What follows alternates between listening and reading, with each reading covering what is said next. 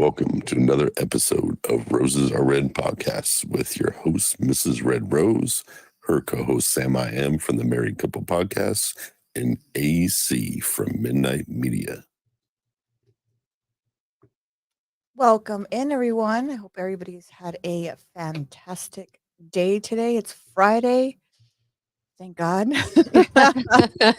TGIF. Yeah. It's been a week. It's been a crazy week.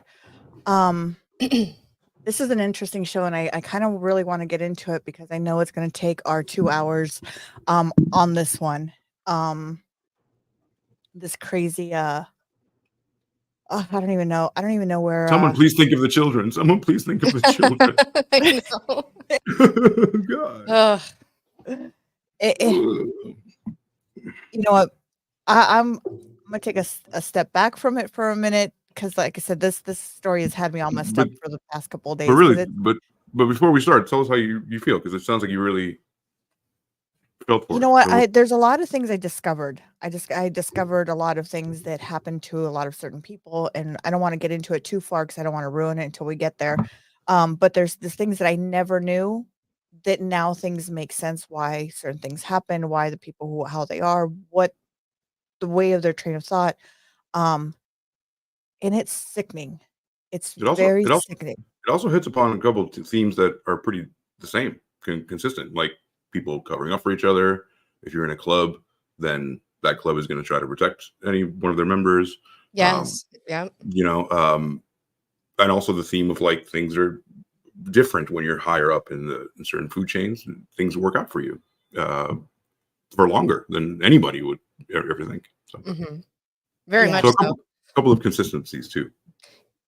Yeah, and it really we've done a lot of things where we talk about the balance of power, right? The power dynamic, and this really brings to light a power dynamic that it does shouldn't be, you know what I mean? Shouldn't be Yeah. taken advantage of. You know what I mean? If you're in that position, I mean, yeah. So also, you know, parental vigilance is something that we also have to put in the bucket. I agree. Too, yeah.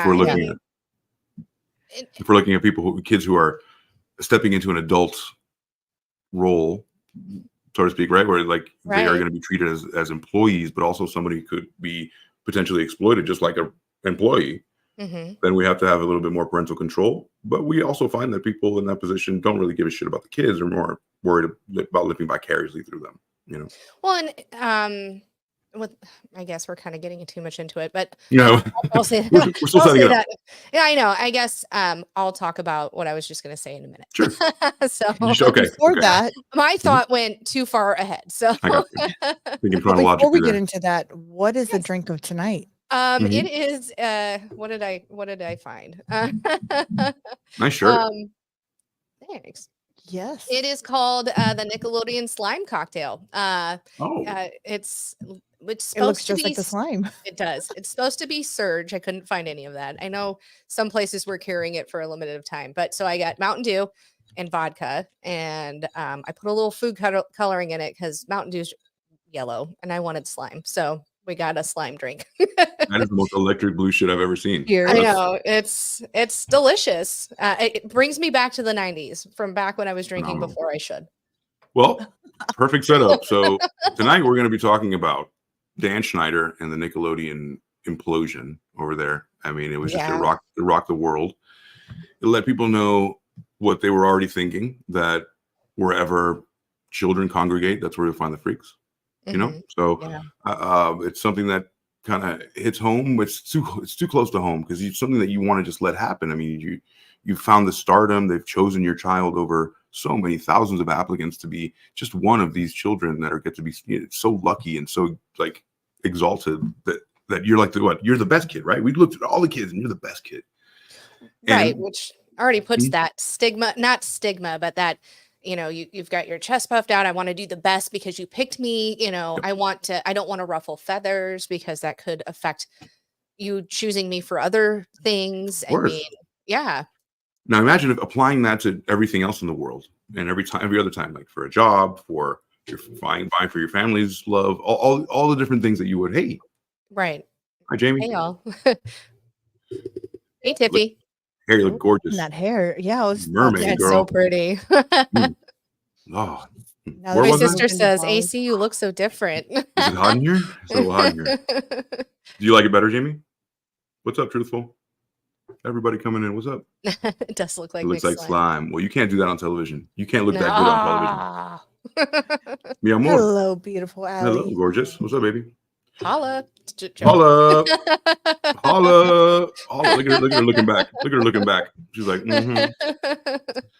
So we're talking about Dan Schneider. And you guys, we're of the age that Nickelodeon was in several heydays, right? So there was a couple of renaissances for Nickelodeon. Our back in the daytime, which was, you mentioned a couple. Started, right? I mean, yeah. Cable TV started shortly before we were born. Not many people had it, but these networks sprung to life, and there were kids networks. There was Disney, but there was Nickelodeon, I believe, first. Yeah, I remember Nickelodeon watching Nickelodeon as a kid. AC and I were discussing earlier Pinwheel and Sharon, Lois and Bram, and you can't do that on television. I believe that was a Canadian show that they brought to Nickelodeon. Yes. And that's Canadian, kind of what British, spurred the slime. That's actually where it came from. So if you remember this, I think this might be a good time to play this, because we can jog to people's minds and we just kind of like mentioned it, and then we'll move on to like Nick took over my park when I was in high school, and I won a prize for singing SpongeBob's theme song. And of course they gave us SpongeBob. That's another renaissance. Yeah, I was the Simpsons, 89 through. Yes. That's just what I still watch Simpsons, but like that's another generation. I wasn't a SpongeBob kid. You know what I mean? But I appreciate it, and I think it's hilarious. But I wasn't a child watching it. Like my kids were watching it as when. Yeah, I remember taking my oldest daughter to the first SpongeBob movie when I was pregnant with Alex. And I was like, this is the fucking dumbest thing I've ever seen. Sorry. Right. I'm not a big SpongeBob fan. I can appreciate it because it's funny. There are funny parts. Yeah, exactly. Well, my kids were into that Allie and Cat show, or Cat and Allie, or whatever. You know, my kids too. Watching yeah. My kids watched iCarly. They watched Drake and Josh. They watched. So that's the 2000s. Yeah, all that came when we were in our early teens, like 94 with Nick Cannon. I remember Kenan and Kel. I remember Good Burger, but it wasn't something I watched all the time. I was a little bit too old for that. I mean, I remember seeing it. That poorest square of joy with my jam. I can hear saying it. I can too. Hey, Semper Fi, brother. Yes. Do it if you feel like it. Absolutely. I mean, it's gonna get you some good aid and a pension on the back end. So just make sure don't join the Nickelodeon. Don't join the Nickelodeon. That's all you have. So this is I'm gonna play what I shared here was a pinwheel, and as soon as we heard the, if you're old like us, pinwheel. Yeah. So the story. I love this. I don't remember this at all. I watched it all the time. I don't remember this at all. It brings back so many memories of not going to school and being also able to watch TV. What was the other one with the puppets? Oh shoot! It looked like that. It just jogged my memory. Yeah.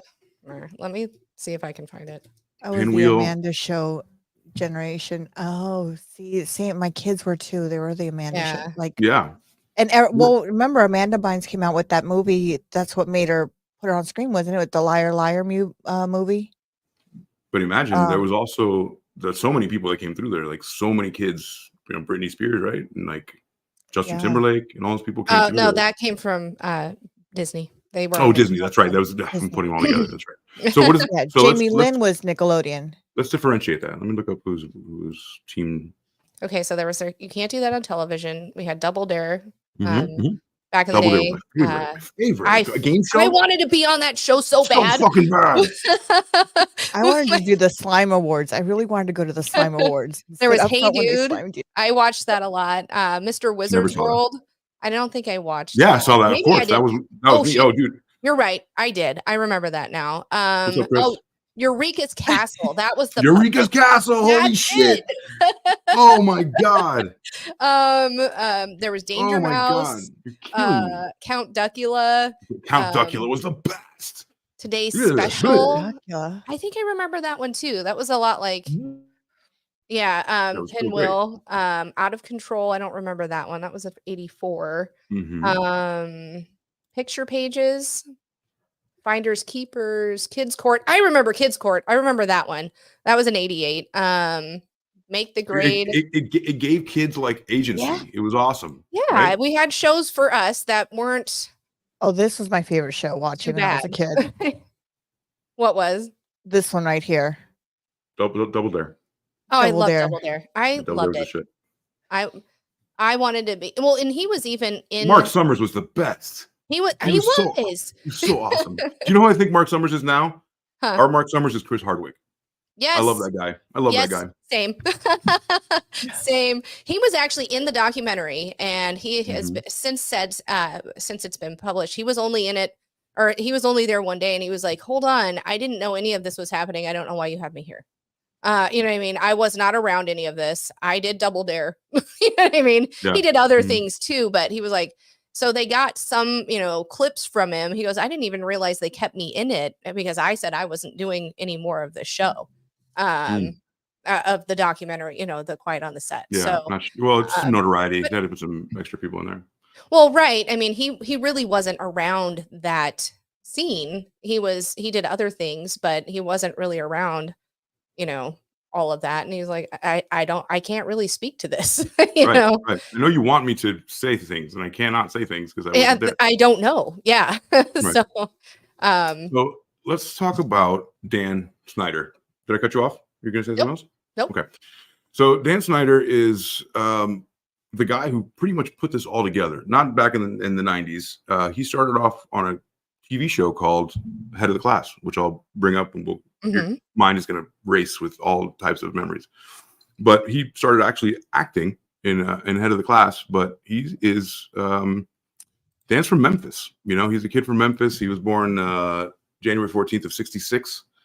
He's a producer. He's a screenwriter and an actor. He's older than my husband. He's 58. Yeah. And so he created some of these TV shows. He actually created this mastermind. It doesn't matter. Fidel Castro is a genius, and I can say that, but he also oppressed my people for years, right? Right. So he created and produced a string of children's shows on Nickelodeon from 1994 to 2019. In the years since 2018, he's faced a couple of things. We won't get into that, right? But Schneider started his career acting in minor roles, teen comedies in the 80s, like Making the Grade, Better Off Dead, which I remember. Yep. Hot Resort. I remember Hot Resort, dude. That was like, I was like 7 years old watching that thing. Yeah, I should not have been watching that. And that's probably why I never saw it. Happy Together, The Big Picture, and his biggest role was probably being Dennis Blunden on ABC's Head of the Class from 86 to 91. I do remember that one. We used to watch. I think that was part of like TGIF, right? Yeah, I think it was. I think it was part of TGIF. And that was when families would sit around the TV on Friday nights and Family Matters. Yeah. Full House, all the things. Right. So Schneider, like I said, he started off as a writer and producer, on stuff like after he did the Dennis Blunden thing, started off with a writer and producer on things like All That. Remember, you just mentioned All That? Yep. Nick Cannon's Big Break. Now I'm getting really cut off by that thing. Okay, cool. Sorry. You good? Live TV guys. Well, the thing came up, so. Oh. Boy, okay. So, so he was, like I said, he was Memphis, not a huge place, not a huge metropolis, but he made it out, and he got it into the industry, which is something. Better Off Dead was the bomb. Yeah, totally. It was awesome. And so was Head of the Class, Yeah. And let me show you Head of the Class so you guys can kind of reminisce on this. So here's Head of the Class. I remember this shaped me. It was so awesome. It was a great show. It was a great show. And I love this guy, right? Me too. The teacher was awesome. And then they replaced him with the Scottish guy, Billy Connolly, I believe. So Head of the Class. Yeah. So remember this guy? It's Howard Hessman. So he was like that teacher. He was like the actor turned teacher that like inspired you, and that's all I wanted in school as a kid. As a fucking teacher to inspire me and not be so fucking lazy. And I don't remember any of these. No, this is Billy Connolly. I've never even seen. No. He's a Scottish one that after Hessman Mhm. left, Connolly took over, and he was like the Scotsman that you call me Billy. You know, he Yes. want to be called. Yeah. And here is the guy, Dan Yeah. Schneider. Oh, That little butterball. You know how we talk about it's in the eyes. yeah. He's Well, you can't always even been a see his little eyes. creepy looking, I don't know. How do you feel, can't even Rose? What's see up? his eye. You can't even see his eyes. So His creep factor is pretty. His For creep me, factor's- it's intense. But to others, it'd be like, oh no, he's just a fat guy. You know, like that's what fat guys look like. You know, like, If I've had a nightmare about having somebody take advantage of me, he would probably be like the stereotype of the person in my nightmare. You know what I mean? Does that make sense? So you're not attracted to fat people? No, it's not it. That's not what I said. Okay. That's all I understood on the back end of that. That's Go not ahead. what I meant. Okay. He just gives me that creepy, like, yuck vibe. His hair is really fucking with me. Yeah, I don't know. He just there's more that. I don't know. Say what you feel, Rose. No, I'm just everything. Just the whole Package. everything. The whole Also- package.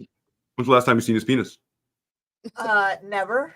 Very nice. Real quick, I wanted to say, hey, Chris, that's my uncle who's commenting, Chris Toscano, who said Better Off Dead was the bomb. So, Chris? He's Chris. in Washington listening, and I appreciate you commenting. So thank you. Yeah, absolutely. Thanks, man. Nice to meet you. Nice And to meet you. yeah, so big thing for Generation X, right? Robin Gibbons Yeah. was in this thing. Heck yeah. And remember this guy, the nerd, right? Arvid Yeah. was a nerd. And then we got the cool guy, the Fonzie type guy. Yeah, I had such a crush on that dude. Did you really? I did. What was it about him? It's the bad boy thing. I don't know. No. It was like barely a bad boy thing, though. Barely. I know. You know what I mean. He was the cool guy with the leather and the nice hair, and I don't know. Were you also into Wednesday, Thursday, Happy Days? I was very much into Fonzie. Fucking knew it. So yeah, this guy goes on to be somebody, right? He goes on to be actually be an executive and go on to be a high level person at Nickelodeon. So he not only was he not the bad boy, he became like this guy, probably the guy that you wouldn't touch these days. I mean, I think he's fine. I think he's good looking now. I mean, you know what I mean? Okay. My tastes have changed. Okay, well, back in the day. It's much better from the one on top. I'm no longer 12 years old. Exactly. I got you. And then this lady, just trying to jog my memory and make you guys remember. Chip says, I have a secondhand crush right now, laughing out loud. Oh my gosh. That looks like Gypsy Rose on the side. Almost. Yeah. And then remember this dude, the Mexican token, Yeah. And you know what? I've never seen any of these, to be honest with you. Oh my gosh. Yeah. So that's it. That's and of course the chin girl. She was ridiculous. Well, Rain Pryor. She was my God. A lot going on in that chin. And then the token Hispanic girl. Mm-hmm. Yeah. That's right. I don't want to learn nothing, teacher, I mean, it was the 80s. Yeah, they didn't know what to do with us. Us Latinos. They're like, they're smart, but they're talk weird. So let's just do that.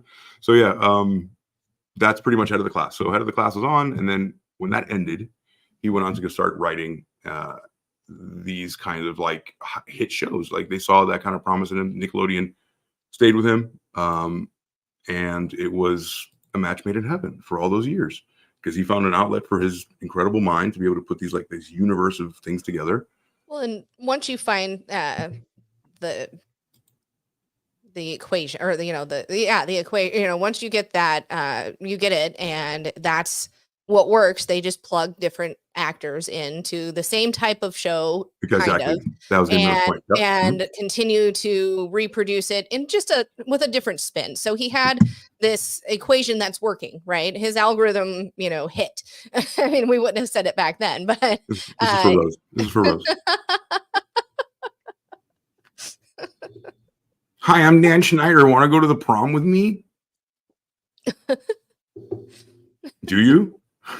It's a real question. Well, here's the thing. No. I mean, yeah. Never mind. I will say this in a minute. Gotcha. I have all these things in my head that I want to say, but not yet. Okay. I'll move it along. Not until we get there. Right. So, like I said, he was born in Memphis. The dude went on to make such incredible shows as iCarly and my kids loved iCarly. What did you like? What was? Can you explain iCarly since you know more about it? iCarly kind of came out in what was it, the early 2000s, and it was when not podcasting, but streaming on the web was fairly new. But she had a web show. YouTube came out in 2006. Yeah, I mean, so she had a web show, and she was like, "Hey, it's me. I'm iCarly." La, da, da, da, like an iPhone or whatever. But I mean, and basically, she was, I think, being raised by her brother in the show, because her brother parents had passed, and I don't know. She had a best friend, and the best friend's name was Sam, I believe, in the show. So the real gist of it is that it was her doing a web show and gaining popularity, and there's hijinks and things that ensue during the shows, and it's funny, and they have these gags and all, but that's really kind of Mara, I guess she's my cousin. She feels more like a niece because of the age. Is a little bit older than my daughter Sabrina, and they watched the show quite a bit. I mean, it was a thing for our kids. Yeah, and the appeal was it was a big thing. It was a big thing because it was a streaming thing, and people were like, "What is this? You can put yourself on the internet. You can." It was a TV show about streaming, and kids were like, "This is great. I want to be famous too," or and the show was cute. It really was, but it was cute until now that we're adults and we're seeing we see some of the things. Yes, well, still, the concept is cute. I mean, it doesn't matter who made it. Like, right? The concept is cool. Like, we like streaming. We're doing it now. Right, exactly. Yeah. But now that the way that it was done, each clip on these things, now that we know as adults and this has come out to light, you're like, oh shit, I remember seeing that scene where she was in the I think she was in the tub with her feet sticking out. I think it was that scene. Was that iCarly or was that Ariana Grande on something else? Oh, it might be Ariana Grande. But the character Sam, there were some things with her within all of it too, but we'll get there. Yeah, we'll get there. And I hear you. Things are tainted now, but you can't let things. Just advice for anybody: you can't let things just because you know how the sausage is made doesn't mean that the sausage isn't delicious sometimes. But also that goes to show you how innocent our minds were. We weren't, you know what I mean? Like that goes to show you that nothing out of these shows we thought were dirt. I didn't think they were dirty. My kids love watching these shows. Let's be real. I don't know if I paid that much attention when they were watching it. Right. Exactly. Not that I didn't watch shows with them. It was more mommy's cleaning the house or making dinner, and you're watching. And you trust shows. Nickelodeon is going to be right because it was fine when I was a kid. Right. Yeah, but you know what? I mean, iCarly. I don't remember seeing anything. I don't remember seeing anything bad. Like it didn't cross my mind on some of these shows that now that I've gone back and we've seen, we've done our research on it and everything. I'm going, holy shit, that's what it really was for. Now you're like, oh fuck, Well, mainly the feet thing, because I knew about sex way early, but like the feet fetishes and things like that, where you get like that was like that's really weird. It's not a part of, I don't know. I guess it's becoming more prevalent, but like something that doesn't just turn me on. I don't want to. It's not a part of my sexual vocabulary. That's kind of a continuing theme with all of these, all of the things that probably shouldn't have happened, totally. Been aired, is the feet thing. I mean, there were so many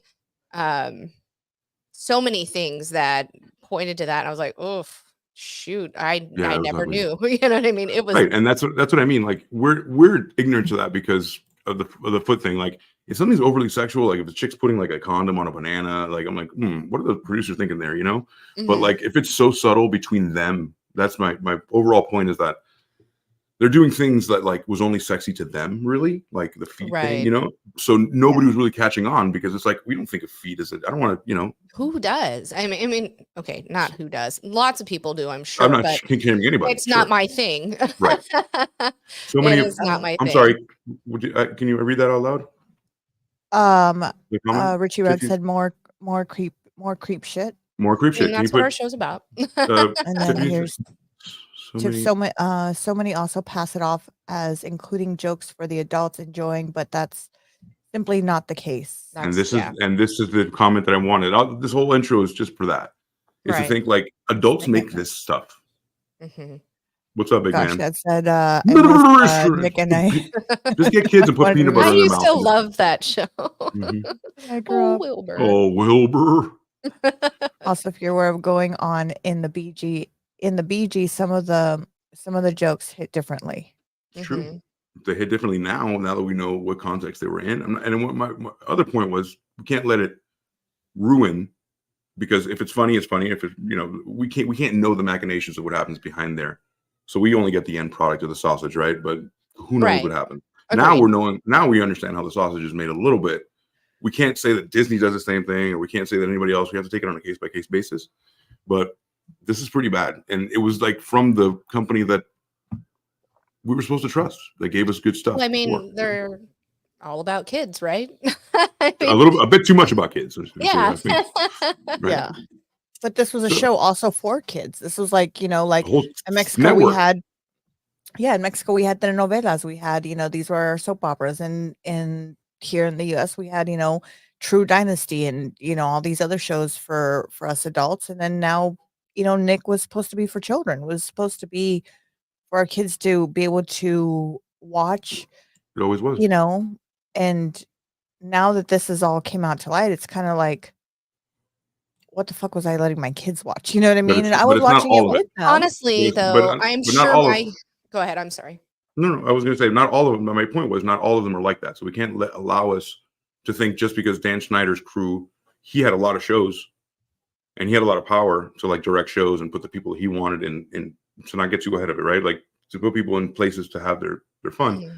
However, we can't think like all of it's tainted. That's my overall point, because not everybody's like this. We have to wait. No, but I'm saying this show, iCarly, the other cat show, the other shows my kids loved, and I would watch them with them, but it never crossed my mind that this was something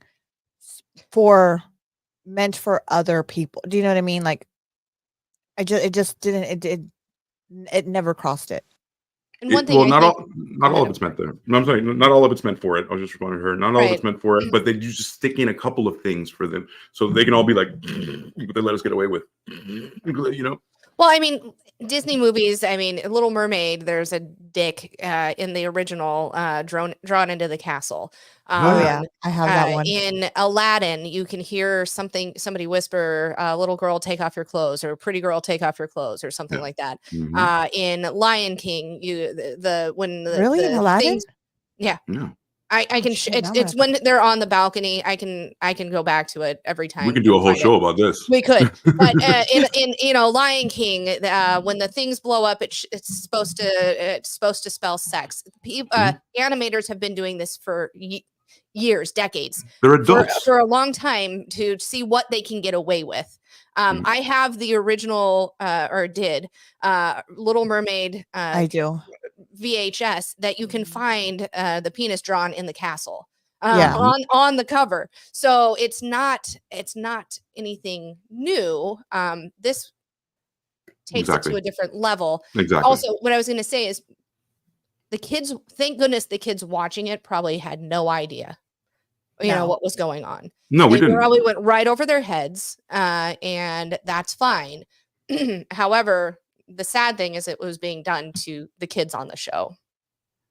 Chris Toscano says, as a dad, I had some serious reservations about a lot of these shows. They were creepy and stuff, and they're there.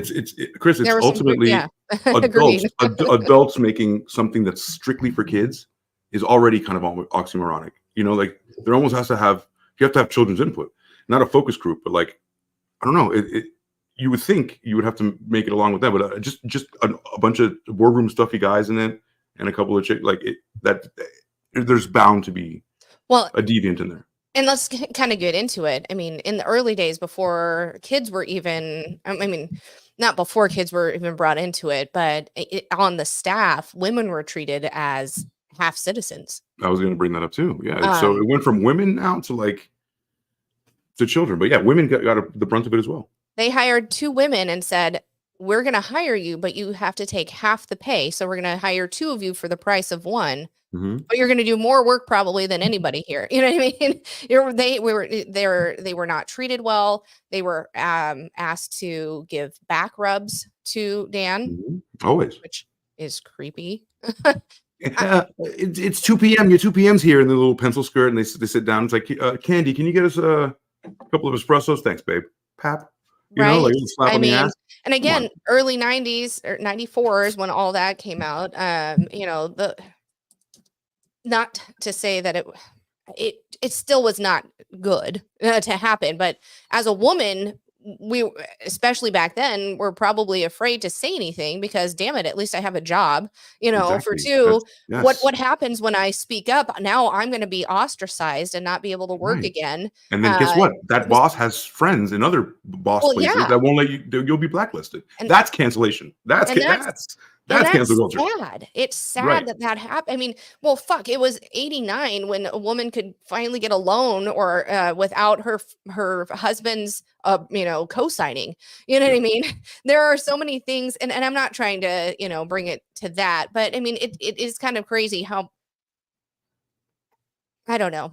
It's kind of crazy how the world works. Yes. And as a 14-year-old in 94, 14 or 15, depending on when it was in the year, I didn't know that shit. I thought everything was hunky dory. My mom owned her own business. It didn't even dawn on me. You know what I mean? That other people exist. That other people had these issues until I became an adult and was children. More aware. We're self-centered. We live in a universe this big when we're children. So we only know, so as soon as we learn anything, we realize, oh shit, not everybody had the same plight as me.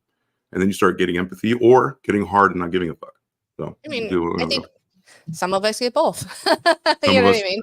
Some of us get real jaded. You get jaded in some ways, but you have empathy and also, if it happens to you, you get jaded because then you realize, oh wow, I didn't realize. And you turn around and you're in the workforce and you're like, oh fuck, I have to be that girl in the pencil skirt getting slapped, getting 2 espressos. And that's the way that is the way it comes crashing down. Everybody's bubble just breaks. I think I've said this before on the show. I was working at a Jiffy Lube and I had a manager hit me with a power cord, and corporate said, well, what were you doing? Why did he do that? I'm like, that's not allowed anytime. This was 2001. It was 2000. It was, or 2001. My oldest was very young, and I was like, I did nothing. We were all doing the same thing, and he decided to get mad at me, and I don't know why. But he kept his job, and I didn't. So that's the way it's going to be. You're going to take the fall. 9 times out of 10, you're definitely going to take the fall because who's going to believe some crazy broad? You know what I mean? Like, it's been like that forever. It's been like, oh, she's just a bro. She's being hysterical. Everybody's always hysterical. It's probably that time of the month. Let's blame it on that. Oh my God. Why don't you get us 2 espressos, baby? Why don't you smile a little too? Smile, huh? Right. Smile. Right. Oh. You look so sad, baby. Come on.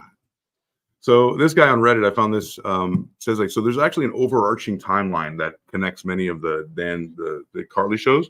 And it kind of shows how it's a universe. And I thought this was way before the allegations and stuff. So it kind of found that it was pretty useful putting them all together and seeing how his mind works as one, he was doing Marvel universe before it was even a thing there was to do. The multiverse before. Totally. About a kid show. So a lot of people don't know that. So let's start to get into, I guess, the horrible stuff, the fun stuff. Some fun for some. The meat of it all. The meat of it all. Yes. Go ahead, Rose. Did you want to say something? No. No. All right. Careful how you say meat. So he became a Nickelodeon. Words are hard. Nickelodeon showrunner, right? And the 3-ish, right? He's part of the All That, the Amanda Show with Amanda Bynes, And then he was with Kenan and Kel for Kenan and Thompson, with Kenan Thompson, who's on SNL, and Kel Mitchell. We all know them from Good Burger. And then even like Roger Ebert, these guys were like doting over it. They loved the way this guy's mind worked. It was so fresh for 90 something. You know? I mean, he created SNL for kids. I mean, it's very much Saturday. The Amanda Show was a variety comedy show. It was a sketch comedy. So was Kenan and Kel. All that was, so many of these things were, but and not flashes in the pan, because all these people went on to be something. So not even like the talent was there. Absolutely. Sorry, you were saying something? He had a knack of finding good talent, at least. There was these kids. I mean, Nick Cannon's still relevant. Kenan is on SNL, has been for a long time. There are these kids at the time did go on to do other things and have decent careers. So guys like us, if you remember that, then What I Like About You, he co-created that with former Friends producer Will Calhoun. In 2006, he was an executive producer for 2 seasons on that. And then he co-produced the comedy Big Fat Liar. And Frankie Muniz, Amanda Bynes, Paul Giamatti, they all earned $52 million in worldwide box office. So that was amazing. And then, of course, Drake and Josh in 2004, Nickelodeon, huge smash hit. That was a big hit. Huge hit. I never saw one single, not one. It was really cute. I kind of liked it. It's geared towards girls. It's geared towards girls. It just is. Well, not Drake and Josh. I mean, kind of wasn't, but two cute boys doing their thing. Okay, you're right. Yeah. Like they're twins. Yeah, but the guys wanted, the guys wanted to be like them, dress like them, have the hair like them. No. At least here, yeah. not any guy I knew. But we were also in our early 20s when this came out. So right. I mean, younger boys at the time, 10, 11, 12, 13 probably did enjoy the show. Maybe, tweens just to watch the girls. What right. do we do? I mean, that's where that's where the actress that played iCarly got her start. She was their little sister. And then iCarly stemmed from that, and she knows how to play the game. Hire her. I wonder, even imagine being in the casting, like how gross that must have been. No, there was someone who came out that said that she went to the casting, and she said that the first thing is they asked her to take off her shoes, and she needed to run around and take off her shoes and show her feet, and her mom was like, it's a little weird, and the girl was like, no, and there you go. They decided to leave. Fast forward, these people are foot fetish people. I did find it interesting that the parents of the kids, the parents that made a stink of, I don't think my kid should be alone, without me there, or I don't think my kid should be doing this. Those kids didn't get to stay around on those shows. You know what I mean? Exactly. And that's one of the testimonials. Yep. Where they're like, I couldn't say anything. As soon as if you're a troublemaker, you're gone. Like right. There's so many kids that want this job. It's not like I'm gonna have a problem filling this position in 2 seconds. And the parents who said, I mean, at that point they were like, well, you're their boss. They had not given them any reason not to trust, you know what I mean?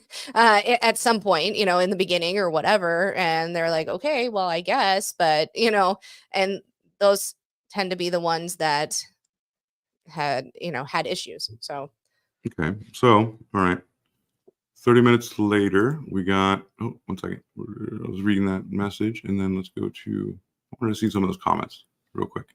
Okay. So Chris says he worked in the beer industry for 6 years and he saw this kind of sexism daily.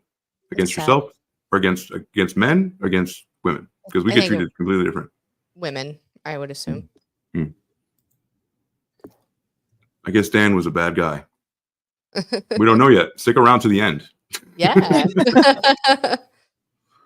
They get caught. Everyone rushes out to buy the naughty one, and then the families rush out. Same version. That's right. I actually have that version still, The Little Mermaid. Yeah, I do too. Yeah. There's a whole website. My little brother's favorite movie. He was in love with that movie. Yeah. Yeah, Chris I'm said sorry. I'm women caught for up. I sure. wanted to make sure they got their. Yeah.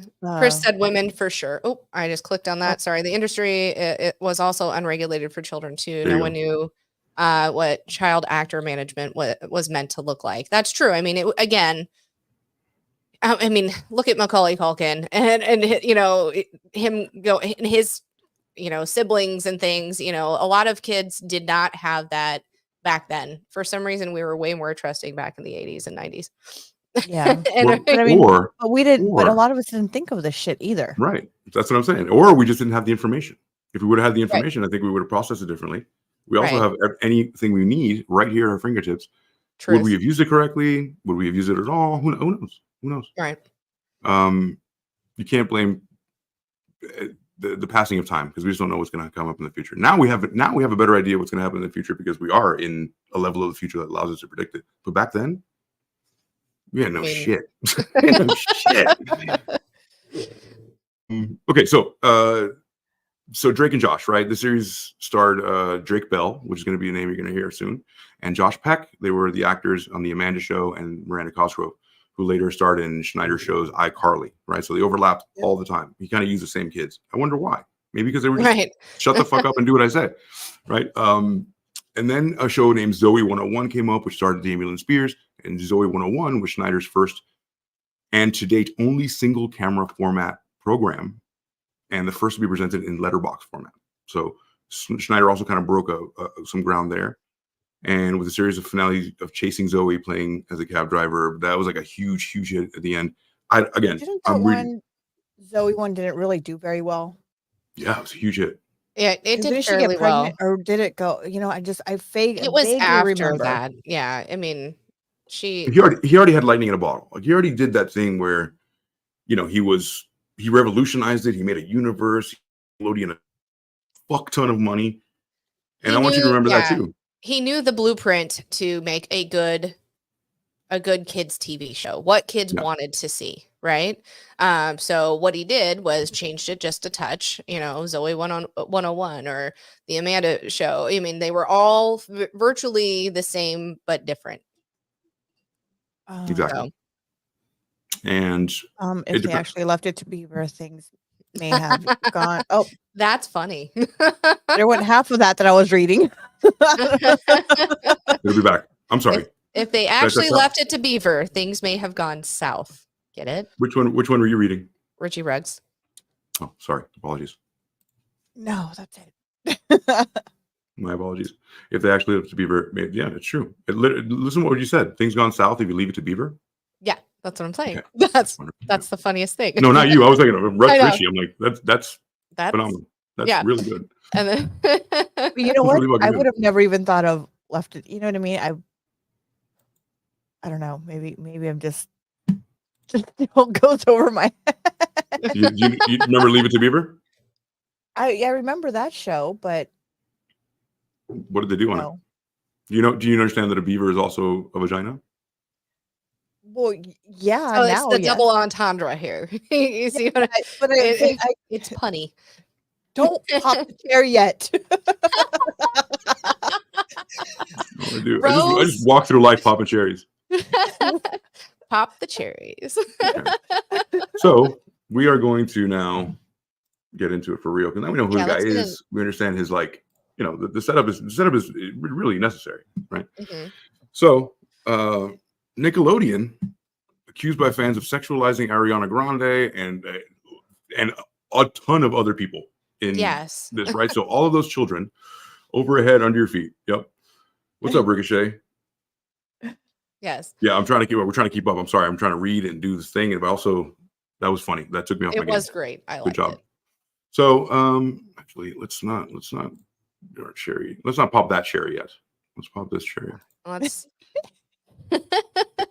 So many cherries to pop. So many cherries. Thank you for playing along. Yeah.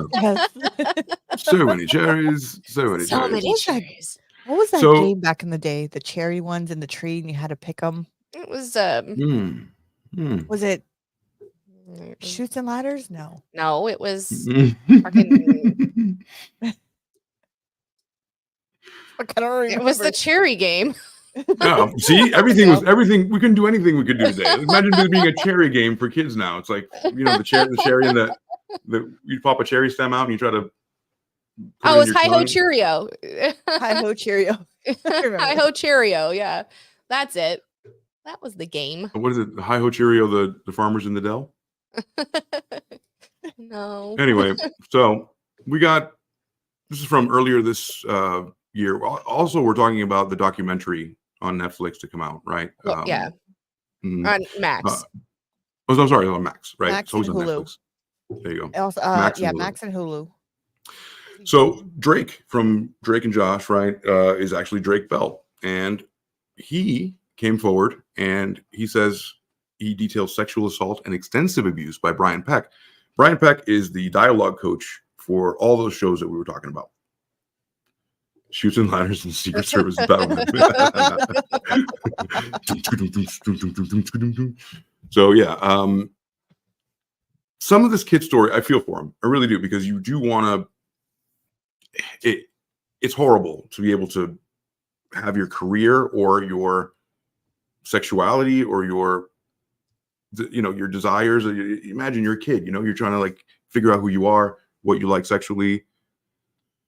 I can't put myself in the position of a kid that has endless means, because I know, Drew Barrymore was doing coke at 9, so we can't really relate to that. Right. But I can relate to being advanced on, being from a place where that was very eclectic and a lot of gay people live, Miami, where I was constantly hit on. And you kind of just have to go with the flow and understand, how that's being approached to you. But that was after I was, around his age. But again, I'm not vying for my job either of being a very famous actor. Well, I mean, from what it seemed, and again, this is the power dynamic we were talking about earlier. Mm-hmm. These executives and writers and, producers of this show are bringing these kids in, and they have this power. They're like teachers or parents or whatever. And then they start to groom them. Brian Peck who was grooming Drake Bell. Right. Mm-hmm. And it started off, it was just, his parents weren't together. And, even dad was a huge part of his life. But his dad was into it. His dad was like, who the fuck is this guy who's always around my kid, bro? Yes, he was onto it. And so, so Brian Peck, beauty pageants for 5-year-olds should just not be. I agree. So, and Brian Peck with Drake would, I'll give you a ride to this. I'll, help you do this. He, as any great narcissist manipulator does, is alienates the people who see them, right?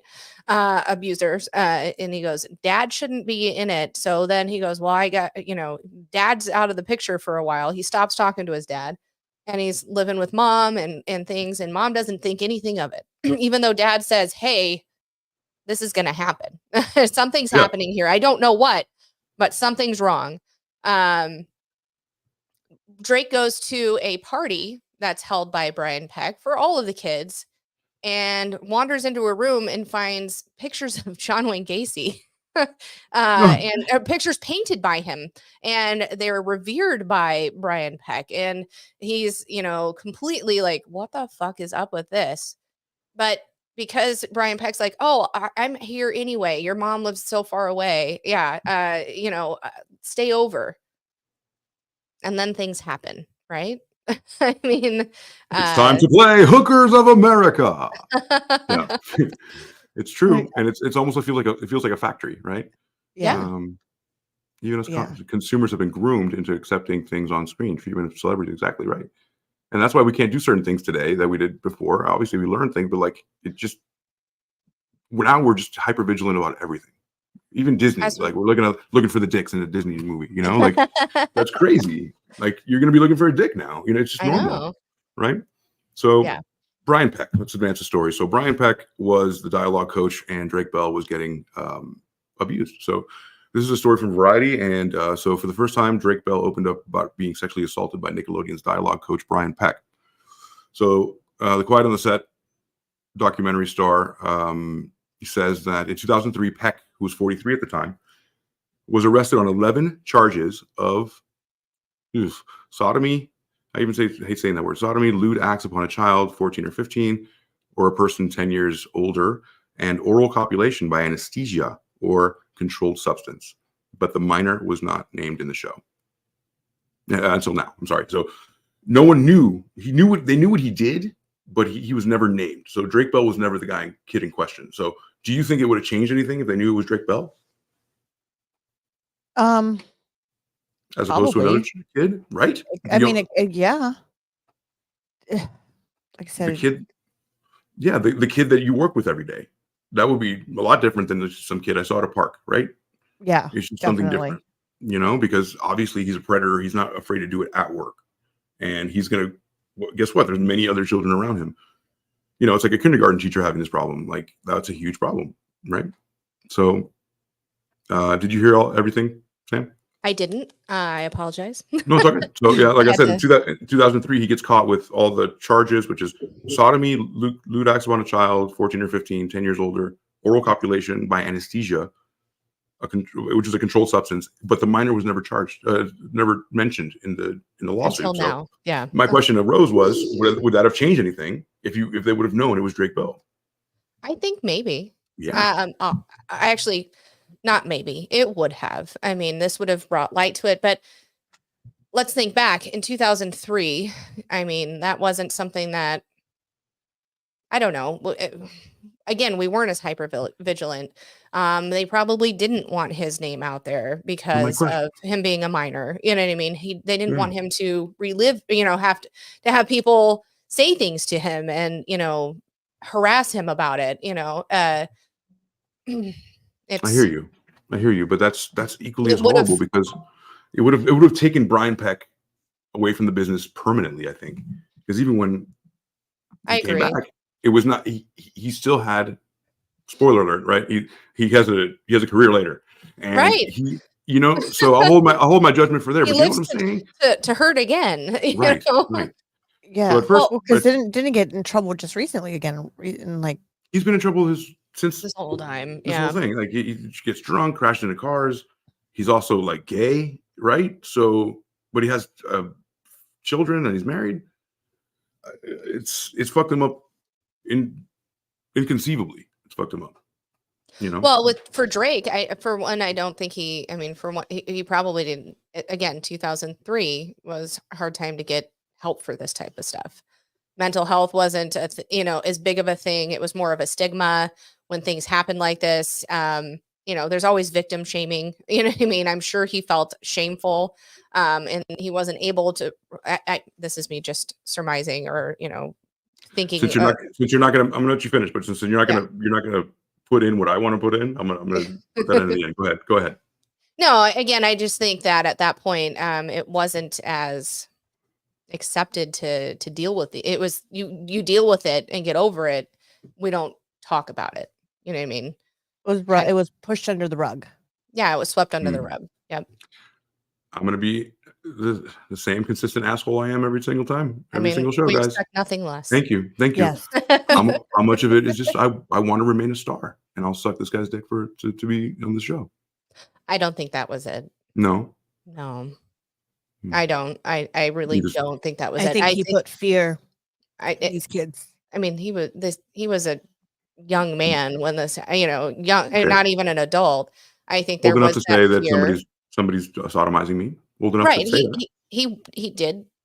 I think he testified and but it just wasn't brought to light. So he did say this. This is So how long was he doing it for? I think this in that situation when you're being abused, you're fearful for even saying anything. He tried to not go over there, and then it would things would happen. You're young, you're impressionable, and even if you weren't, when you're being abused like this, there's a lot of fear of things that could fear of. He's not a woman. He's not in a marriage. No, but a narcissist knows how to play you, especially you're such at a young age that you're still learning about yourself, and then you've got this fame. Yeah. At the same time, which you can't fathom, because again, I'm trying to tread lightly because I don't know what it's like to be rich and famous either. So for me, I know what I would do. Yeah, but when you're at that age and someone is basically kind of like threatening you, but in a different, not like threatening you how? To be fair, he woke up with this man. He was sleeping on his couch, and he woke up to this man sodomizing him. Then he did. I mean, that's what it says in the documentary. I believe you. I believe that. So but he what woke happened up to after this, that should have and then never happened. right. But as a 14 or 15-year-old, you go, okay, well, this person is in authority. Even though you know what's wrong, he's also been groomed up until this point. And an abuser goes, don't tell, or else worse happens. You know, if you just let it happen, it's not as bad for you. And then you continue, you know, so now you're all confused. You know what I mean? You don't know what to do. You know it's wrong. You have to say something. And finally, he was able to say something. And I don't believe it was to his mom. It was to like his girlfriend's mom. But he stopped contact with him.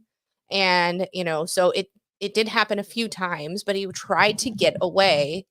And I mean, honestly, it's especially with somebody in authority like that, it's really hard to get away, especially at being a young person and impressionable and still figuring yourself out. I mean, you're so young, you're you know, and especially if someone puts fear into you, are you this young? can happen. Are you, if you're a rich and famous kid, are you really, really young? Or do you go to parties and you like you're kind of grow still up a faster? child. You're still a child. Yeah, it doesn't matter just because. But even Drew Barrymore, I mean, I think she'll even from things I've seen of her, you know, she was put into something that she wasn't ready for. Even though she was doing these things, she didn't know. She was trying to be, you know, with the big kids. You know, I mean, in her brain, it wasn't. As a child, you still have a child's mentality. I mean, our brains don't really fully they fully develop, but we don't completely mature until we're about 40 or 25, not 45. I'm not even there yet. I wish. But we don't really fully mature until about that age. I know I didn't, you know, and you still don't, you're still that impressionable, you know, you still see this person as an authority figure, and it's he used that power dynamic to oppress, you know, Drake, I believe. Right. I do too. I'm just going to say one more thing before I continue to read. No, you're fine. I'm sorry if it makes you upset. I would have ran out of the house and called the cops as soon as that guy touched my asshole. That's me. Because I don't care about going to Nickelodeon tomorrow. I care about my asshole. However, and then my dad will just kill you. I'm not afraid of you because my dad will kill you. I'll tell my dad. Here's the thing. It doesn't start with him fucking with his asshole. It starts with, oh, I'm your friend. I'm this. Just in any abusive situation, it literally starts little. I'm your friend. You trust me. This happened. You know, there might be something playful or that you go, I don't think that's right, but you know what I mean? So by the time it gets to that point, I don't think it's, even though he knows it's wrong and he doesn't like what's happening to him. He needs to let it happen because you're at that point where you go, or that person, your abuser goes, well, this was your fault. You asked for it. They've gotten into your psyche so much. By the time the actual abuse happens, you go, I don't know. Am I in the wrong? I'm victim blaming myself. So if it was pure on, you know, graping, you're like, I've never met you and I'm going to grape you, right? Then you're like, fuck that, I'm out. But it doesn't start that way. And it's a process. That's what grooming is. You know what I mean? And grooming doesn't always have to happen to children. It can happen to adults who are in abusive relationships or being abused.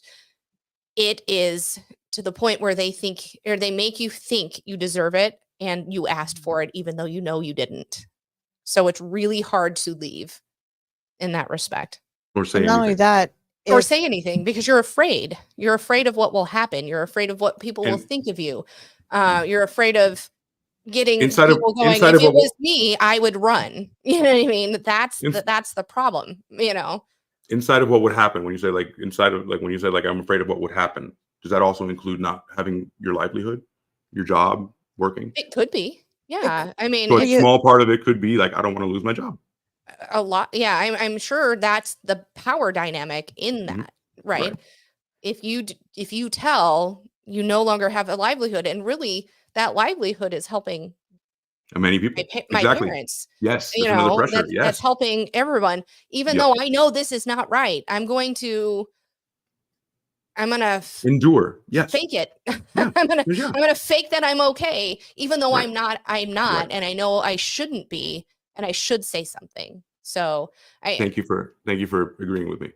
It took a long time, but this is all I wanted. It's like a tiny, like I don't want to lose my job. Of course. I think a lot of it is shame. I think a lot of it is feeling that he doesn't know what he's going to do to him, and it could be never working again. I mean, it could be that. And then that's the whole Me Too thing right there. It's like, I will suck this guy's dick as long as I can get this movie, and I'll just one dick, and then I can go do what I want to do. And then you end up sucking another dick. It's just like, it's insane because it's such a coveted position. You're not, this is not like comptroller of Cincinnati. This is fucking, you're in front of millions and millions of people. Right. That gets intoxicating. And that's my point. So thank you. Like those questions really illuminated a lot. So he said, I don't see anything abnormal, but it's just, I don't have a good feeling. He said at the time, Joe Bell claims his father, the production told him that Peck is gay. And he said, maybe you're just homophobic and you just don't understand, that he's touchy-feely guy. He's touchy-feely. Yeah, he's a touchy-feely guy. You know what I mean? And so that's, he backed off, ostracized. Yeah. So to more to your point, the dad backs off, ostracized. He's like, I don't want to fucking, he's like, I don't want to fucking ruin this for my kid. Well, and he's like, I don't want to appear homophobic. That's not it. But I'm feeling these icky vibes, and it has nothing to do with that. But now you're making me feel like a prick because I don't accept, that lifestyle. You know what I mean? A lot of people don't. They spin it. You know what I mean? I don't know. You're totally right. And so he backed off. He felt ostracized, and eventually he was pushed out of his own son's life because Drake Bell and his mother lived in Orange County, and it seemed easier to stay at Peck's home in L.A. when you had an audition. Wow, Opportunist. Yeah. Spending time at Peck's home wasn't irregular for the kids of Nickelodeon. All the parents loved him. Everyone trusted Brian and Kyle Sullivan, who appeared on The Amanda Show. All that. So this is when shit starts getting good. So Sullivan also recounted at the barbecue at Peck's house where he had a shrine to the Planet of the Apes in the garage. And one painting he didn't belong, which is Sam just talked about it earlier, a birthday clown with balloons. When the kids asked Peck about it, it was proudly showed that it was a gift from John Wayne Gacy. A gift from him, not just a gift. Something he acquired. John Wayne Gacy said, "Here you go, Brian Peck. I think you need this." Me, John Wayne. I'm your friend. Not this John Wayne, partner. Another John Wayne. Yeah. So additionally, he shows them photos in the nightstand in his bedroom nightstand of Gacy as they become pen pals while Gacy was in prison. If that's not a red flag, I don't know Isn't what that, is. Yeah. Okay. So there are things, right? But were there his parents involved in his life? In who? These children's lives? And no, I know a lot of them weren't. Like I know Amanda Bynes. I know a lot of either the dad was missing or the mom wasn't there. We just mentioned he said it. He goes, I felt bad about it, but people said like you just think you're just homophobic, you're just homophobic. He's just touchy-feely. And then when the dad said something, he goes, I felt ostracized. So he had to back off. He had to back off because he didn't want to fuck it up for his kid. But he did say something. And it's like the only honorable person in this fucking thing. Is that what you were talking about? Great comment. Chris says, as an adult and a man, I have been in situations where I allowed things to happen that I shouldn't have because of the power dynamic was not on my side. I can't imagine being a child or a woman there. Thank you. That's what I was trying to say too. That's very well said, Chris. Absolutely. Yes, thank you. I'm always debating on the show, Yeah, AC's devil's advocate to make us have a good conversation. I love it. It's good. I may agree with them wholeheartedly, but I need to bring up the other side to be able to. And I'll take it. I'll take the hate for a little bit as long as we have a good conversation. But they get heated at me. They both get flushed in the face and they get really mad. So, whatever. Yeah. So sometimes we throw shoes from here and it lands over there. I lay at night in my bed wondering how I'm gonna fucking piss them off this week. So scroll down. I think we were past that, they were pen pals. So your instinct is to give someone the benefit of the doubt. But if you've known them for a long time, but even in the face of this really bad sign, Sullivan said, this man who is trusted and basically a supervisor of his kid is not safe. Yeah. So the people understood this, right? So Bell, for his part, also gave him the benefit of the doubt. He spent many nights at Peck's. And then everything changed one morning when we just talked about this butthole event. So I was sleeping on the couch where I was usually asleep. I woke up to him. I opened my eyes. I woke up. He was sexually assaulting me. I froze and I was completely in shock and I had no idea what to do or how to react. So I have no idea how to get out of it. And 15 minutes at a time, he didn't know what to do. It just became a secret. Therefore, he knew that if he stopped going to PAX, people would ask questions. So he had to go again, right? So he had to keep it so under wraps that he had to just continue this. What I find honestly, leading the man on. You're leading the man on. You know what I'm saying? What I find poignant here is that Peck scroll back down or back up to where you were. Yes, ma'am. Yes, ma'am. Peck was so apologetic and said it would never happen again. Is that not what most abusers say?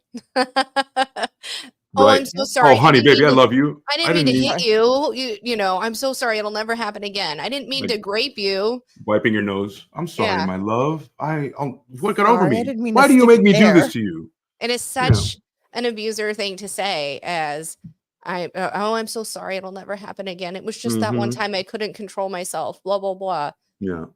Yeah. As if that's too. Yes, exactly. I asked for it. I thought, the signs that you were giving me, made me feel like you wanted it too. You showed me this, so right. He groomed. It's funny you say that because last night I put on Bill Burr is one of my favorite comedians. Yes, I love mine Bill, too. Bill Burr is my favorite. He's up there in the Mount Rushmore. And I put on Paper Tiger, which is one of his new ones after COVID. And it's funny you say that because he said, he goes, no means no. No shit. No fucking no shit. Right. But no, it fucking doesn't. You know why? He gets into this, right? Like, no, it fucking doesn't. Because either it's like, hey, you want to have sex? No. That's no, right? Right. But no, stop it. No. Stop. You're gonna get us in trouble. Stop. No. That's not no. That's just you trying to let your partner know that I've done this to 40 other guys, and I want you to say it's okay to me. You're right. So there's levels of no, which I found to be funny during the Me Too movement because it was like no, because I've been told no, but I've still hit it, and they haven't been mad. I'm sorry if I essayed anybody in those times where I took no for a yes, but it was like they were having a good time. So Bell, for his part, gave him there. Oh, sorry. And because he knew that if he stopped, that he would never be able to continue his life pretty much because they knew people would figure it out what's going on. He figured out how to convince his mom and everyone around him to, anytime I would have an audition or anytime I needed to work on a dialogue or anything, I somehow ended up back at Brian's house. And it just got worse and worse and worse and worse and worse. I was just trapped. I had no way out, said Bell. The abuse was so extensive that it got pretty brutal. I don't know how to elaborate on that on camera really, but we don't think of the worst things that someone could do to someone in sexual assault and then answer your question. I don't know how else to put it. Okay. I mean, I get that. He probably was like, I don't even want to even think about it anymore. Sure. Think about everything bad and then multiply that by 10 is pretty much. But that also, by saving yourself the emotional, the psychological abuse, you're also opening up yourself to mad speculation. And for people like us to be like, oh, so he put a hot poker in your ass. Oh, so he let gerbils go in your butt. Or, you know what I'm saying? Might have. He might have. We don't know.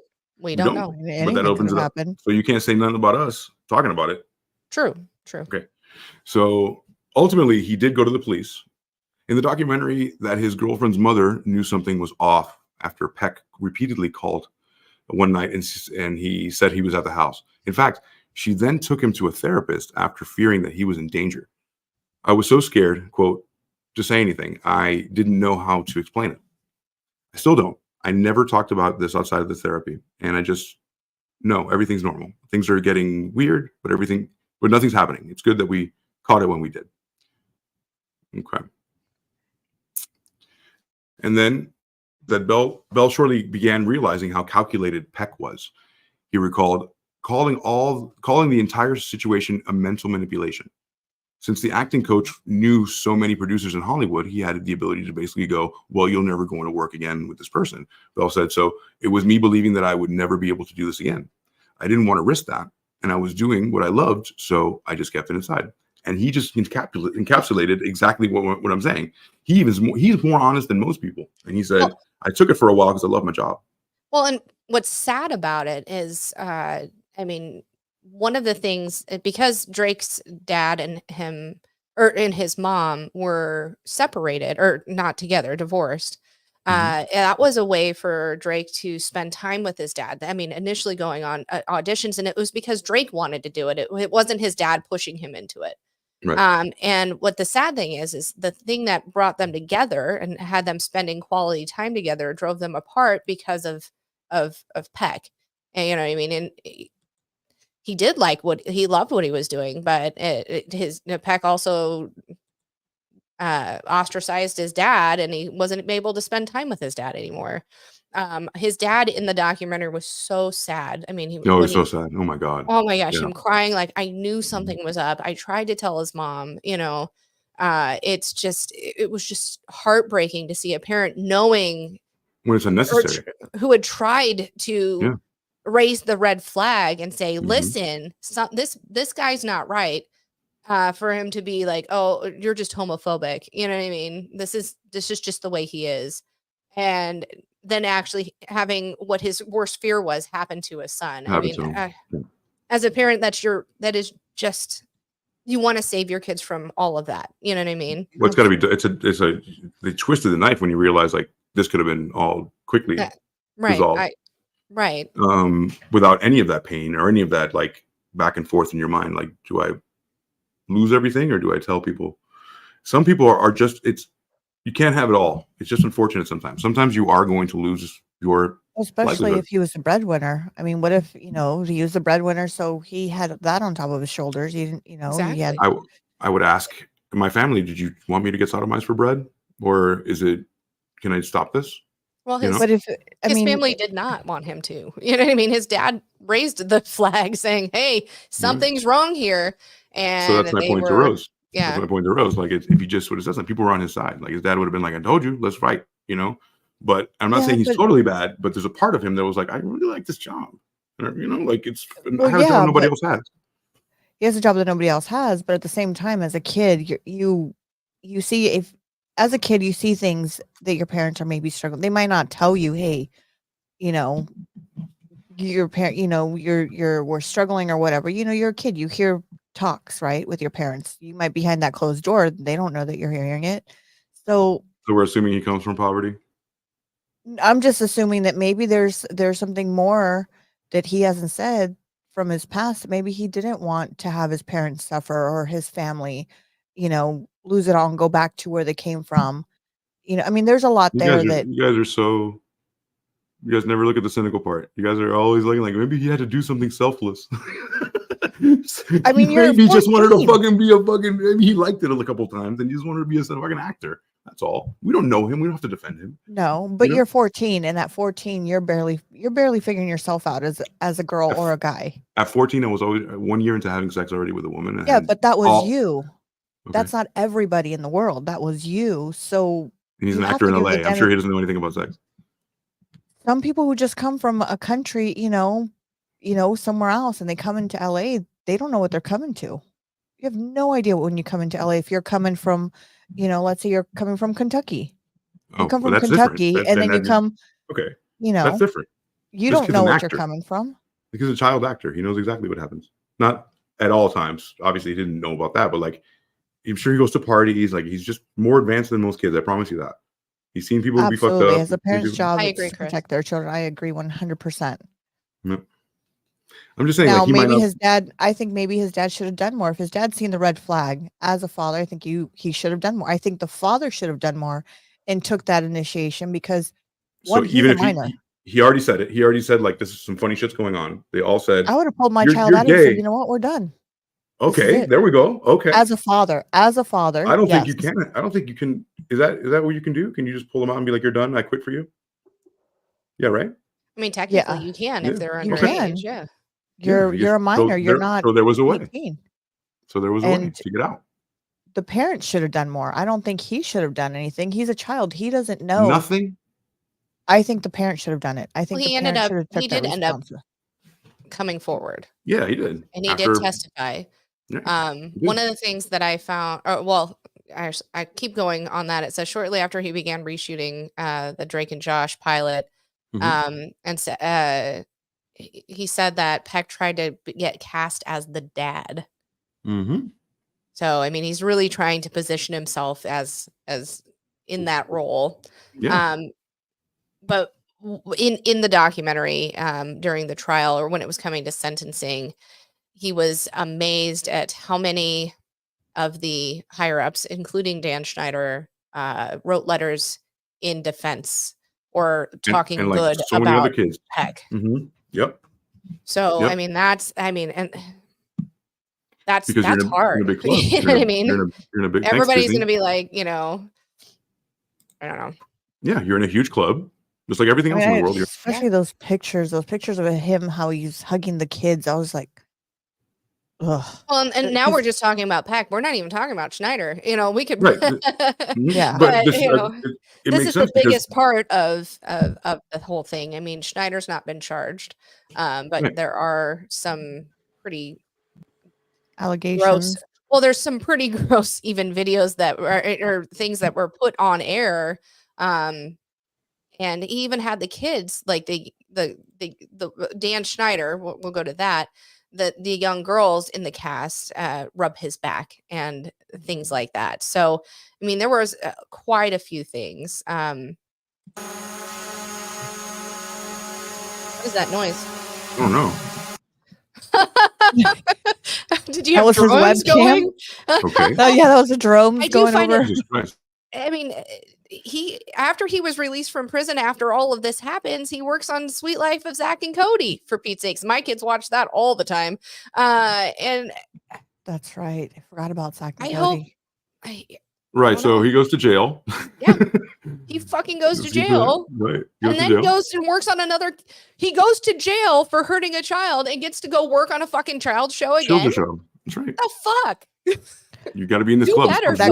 This club's really good, dude. It's a really good club. You get you back in no matter what. It just says it's Dan's drones are coming. Dan's drones, yeah. Totally. Yeah. So let's continue here a little bit. Where am I at? Here. Oh, it's getting slow. Okay, so Brian, a little bit about Brian, right? So after his release from prison, he did go to prison. Look at all the shows he was a part of: Return of the Living Dead, Boy Meets World, Growing Pains, The Amanda Show, The Willies, Kirk Cameron. He was a body double for Kirk Cameron in Growing Pains. You remember Kirk Cameron? That here? doesn't track. Bible beater, right? I know. I'm like going, wait a minute. I'm looking at his picture now, and I'm going. They look nothing alike. Nothing. Yeah, I'm like. Yeah. So Peck was arrested in 2003 for lewd conduct with a minor, with all the things that I said before. Investigation Discovery did a documentary called The Quiet on the Set, right, which we're talking about, and then Peck worked on The Amanda Show and all the other things he did. It was pretty much Peck's arrest in 2014 that let us know that it was pretty much an open secret. His identity was revealed to everyone, and like a lot of people, I'm sure, a lot of kids were like, "I fucking knew it. I fucking knew this guy." He just touched me weird. So it's probably vindicating for the children as well. Over 41 friends of Peck's wrote letters to the presiding judge and in support of him. So James Marsden.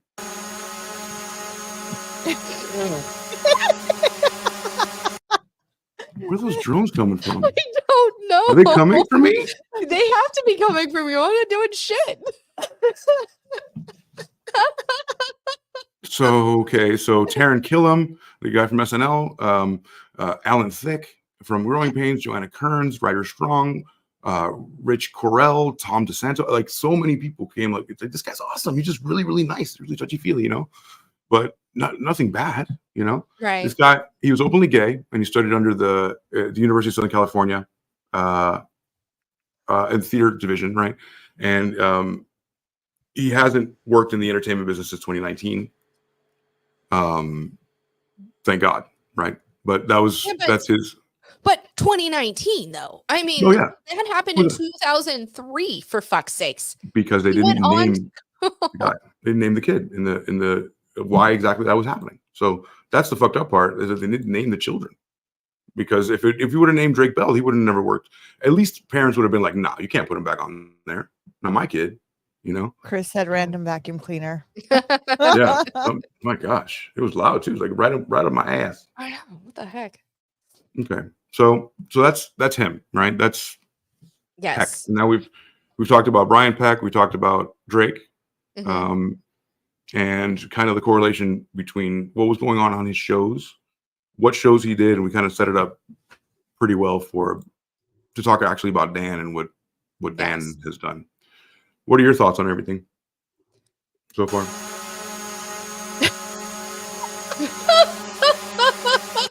What do you have open in the background? A vibrator, apparently.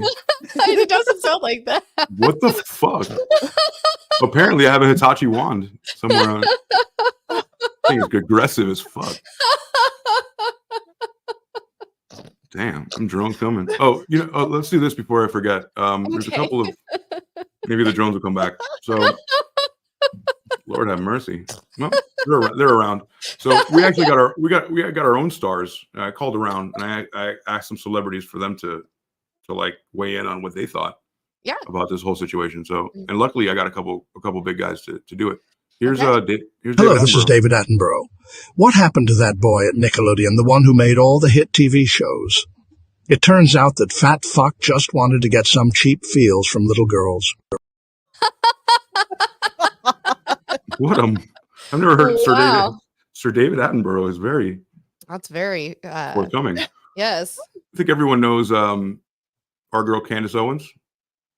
Which is pretty popular. I'm so sick and tired of seeing these sons of bitches and positions of power able to give their other freak friends positions under them and monopolize children's television. They find out where kids are, I'll tell you where the freaks will be. Wow. That was the quote I used earlier. Wow. Yeah. Who would have known? And then we have Bryan Cranston. Yeah. Where'd he go? You didn't hear the buzz now? No. You got to be shitting me. What is happening to I have the simplest connection. What are you doing? Now you didn't hear the buzzing. I feel crazy. Okay. No. All right. So Bryan Cranston. Jesus you want to Christ. talk about some sick, twisted motherfuckers. People who would embed themselves inside of children's television, which for their prey to fall into their trap. I would feed him so full of methamphetamines he would. Let's just leave it. Wow. Yeah, Bryan Cranston's mad. Yeah. He said he was going to fill him up full of amphetamines. Yeah, they're closing in on me. They are finally in my position. It's never been hidden. I'm here. Come get me. Help me. Okay, so I'm trying to find a list of his actual allegations. Take me just a moment. So you'd asked us what we had thought. Yeah. I think that it's sad for Drake. What I think is sad a lot with the Drake situation is he went on to repeat what had happened to him. He actually he had sexual texts with a minor. It wasn't exactly what had happened, but it's kind of, he repeated his trauma, and I don't know if it's because he wasn't he didn't fully deal with what had happened, or what, but a lot of times it does happen that people repeat their trauma in that respect, and it's sad. So Chris says meth for the win. I'm still getting the drone, but it's okay. And then Tiffy says they're coming to take me away. Ha ha. Ha hee hee ho ho to the funny farm. Where life is beautiful all the time, and I'll be happy to see those nice young men in those clean white coats. Yeah. So let's talk about yes. Drake. It reminds me. Let's talk about Drake post charges real quick. Yes. Or they groom him They groom him so deep that he loves it now. Yep. Maybe. At what point do you stop blaming the grooming and now you have agency over yourself.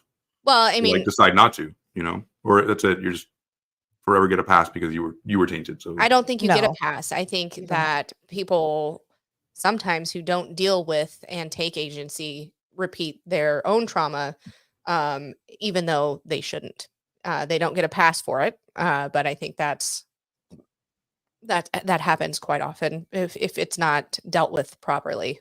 who would have the means to deal with it properly more than someone who has all the money in the world to deal with it? Well, sometimes you go, fuck it, I don't need therapy. I'm good. You know what I mean? True. I don't. I'm fine. What are you talking about? Fine, I'm so fine. There's the drone again. I don't hear it now. It's just something that happens to me, I guess, now. Okay, cool. We'll just continue as if it doesn't. Whatever. It's not fucking with the show now, so. Yeah, great. As long as it's not fucking with the show. See what I mean? I'm willing to compromise. I'm willing to put fucking bees in my ear to make sure this goes right. I'm willing to suck that dick. No. Drake Bell sentenced to probation after sexual sex with a minor. So let's find out how far this apple fell from the tree. Actor Drake Bell was known for the Nickelodeon sitcom Drake and Josh. Was in an Ohio court on Monday. This is back in the day. Attempted child endangerment and disseminating matter harmful to juveniles. That just means sending a dick pic. Yeah. So the sentence was handed down after a lengthy statement from Bell's victim, who appeared in court via video conference because he probably can't be in the same room as him. Mm-hmm. The woman, 19, said that she was 15 at the time and exchanged sexual nature texts with Bell, whom she had met through an aunt at age 12. He was a hero to me. Oh. Can you imagine meeting your hero and he just wants to grape you? Yeah, that's sad. That's sad. Talk about busting a cherry. The woman also said in her statement that Bell had sexually assaulted her on 2 occasions, allegations that he denied thoroughly. He was a huge part of my childhood, and in return, he ruined my life, said, calling him a PDF file. Yep. She said, every night I dread going to sleep because I don't want to see him in my nightmares. And that's the cutest guy on TV raped you. So imagine what people that go through this with that, some fucking old fuck, you know what I mean? Like that's the unwanted is unwanted. Of course, but in the spectrum, sure, of course. But it could have happened with a worse guy. It could have. It could have, but unwanted is unwanted. That's all I said. Yeah. It could have. That's all I said. Yeah. It could have happened. At least it was him. Not some, homeless guy or whatever, right? So I think equally as traumatic. Okay. That's equally as traumatic. I don't care what you look like. If I don't want you, fuck off. Of course. Sure. You know what I mean? But it's got to be worse if it's somebody who's really, really, really ugly. I mean, I would imagine, right? God, that's a debate we're going to have. I so believe that. Yeah, of course. Yeah, absolutely right. believe him. Right.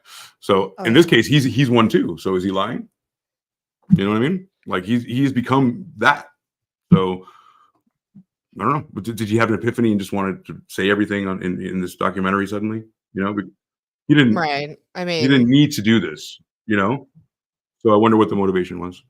So. Maybe he was saying it to cover something that the future was going to come out. Do you know what I mean? Like maybe he was saying it so he could get that sympathy of, let me say this, I'm going to get sympathy because this happened to me when I was a kid. Now I'm going to get. Will you scroll back up just a touch? Sure. There's a couple of things that I saw.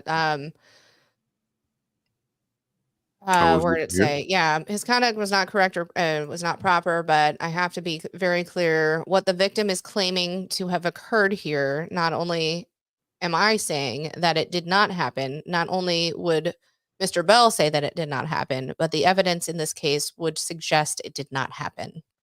We all know that that the prosecutor's office would pursue child sex charges and go to great lengths aggressively, as they should, as we've seen many times. Said I assume his lawyer.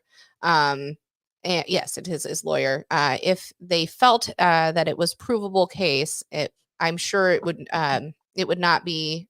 Sorry. I'm sure we would not be talking here today about an attempted child endangerment charge and a disseminating matter harmful to a minor. Yeah, he's saying like it could have been worse, right? Like, but he's saying it didn't happen. Why did he do a year of probation? You know. So what about the Amanda pregnancy and the baby joke that he made her say on the show, allegedly, right? Right. Mm-hmm. That's the issue. Like, I don't believe them anymore, and I know that he's the victim, but then I get called a victim blamer when the victim blamer becomes the guy, you know. And I get it. There's reasons why you become it. If you don't like, but again, he has all the tools under his belt to get better if he wanted to. Well, he does. I'm not saying that. He should have done better. You know what I mean? This should have not happened. Especially knowing how he felt when it happened to him. Why would he ever subject somebody else to that? I am not disagreeing with that statement. Again, it happens to a lot more than it should that people repeat their. Yes. Chris says it's sad, but you have to come to a point where you have agency over your actions. I know firsthand that you can and have to break the cycle. Agreed. Mm-hmm. I agree. Yeah. I wasn't telling you to read it. I was just like, this is a fucking banger. No, it is a banger. And that's why I said it. But again, that is exactly what you have to do. But not everybody does it. And that's the fucking sad part. My point was they won't. You should, you know, right? But who better, and who in a better position to do it? Exactly. There are people that are very poor and go through this, you know, and don't have the means to get their mind right. That's what I mean. I mean, I've been in abusive relationships. I've been a victim before that, you know, whatever. It doesn't matter. Mm-hmm. I would never do that to someone else. You know what I mean? I never once did I go, I'm gonna chew up and spit out the next person I'm with just because this person before me. Yeah, I would never do that. So I don't know. A lot of people go, fuck that. Never going to perpetuate that again. Right. But then plus some people also might have thought is like, you know what? I have money, I have fame. There we go. I can get away with anything. Yes. She's awakening. Oh, look at yes. I'm just saying. I love when her cynical side comes out. I love that. It is maybe he was hiding something for later. Yes, of course. That's how people think. Yes. Yes. People don't fall from trees. That's why it's always the husband. Yes, of course. So getting off of so that was Drake, a little bit more on him, and then he has obviously his own problems, but we're going to talk about Dan Schneider a little bit and what his practices are. The fuck are you? So people are absolutely disgusted. It's every time you hear me pause awkwardly, it's because I have a fucking buzzsaw in my ear. People are absolutely disgusted by this video of Ariana Grande that surfaced of her sexually suggestive scenes on Nickelodeon. So this is the show that she was on. You know what she was on? Nope. Oh, it's such an annoying show where she talks like a little fucking baby. It's so annoying. What show? I don't remember what show she was on. The Amanda? Oh no, that's not it. I don't remember which one she was on. Okay, so he's talking about Drake Bell coming forward against us, Drake and what they look like then, you know. Yeah. And we talked about that, and then the documentary also revealed that the assistant named. Oh, we'll go back to that. We only have a half hour left, right? Right. So outside of the predators, on another common theme that they discussed from the docuseries was sexual innuendo during the show, which is what we're talking about now. And what we're going to talk about now is Spotlight. Oh, Victorious. That was a good one. Victoria. That was one of the ones my kids watched, but I didn't watch hardly. Is that her there? Yeah, that's her right there. That's her. So she started as Kat Valentine on Victorious. In the documentary, the scenes are described as online extras that the network didn't know what to do with. And then it shows her. The scene included her sticking her foot in her mouth, which added to the rumor that Dan Schneider has a foot fetish. We definitely know that now. Oh, yeah. As well as Ariana squeezing a potato. That's what I was thinking about. This one fucking killed me. It was so nasty. Squeezing a potato. And the buzzsaw again. Yeah, he's squeezing a potato, and while she opened her eyes wide, like she was, I mean, she still looks like she's 12. I can't imagine then. I know. She was such, she was a little, she was. So did Ariana Grande come before Amanda Bynes, or did Amanda Bynes shit happen before It was Ariana Grande, or Amanda the same first. time? Amanda first. Ariana. Okay. Amanda Bynes' show was in the late 90s, early 2000s. It was shortly after all that. And then Victorious iCarly was was like 2006. yeah, and then Victorious was then after that. It was like 2010 or so, right? I think.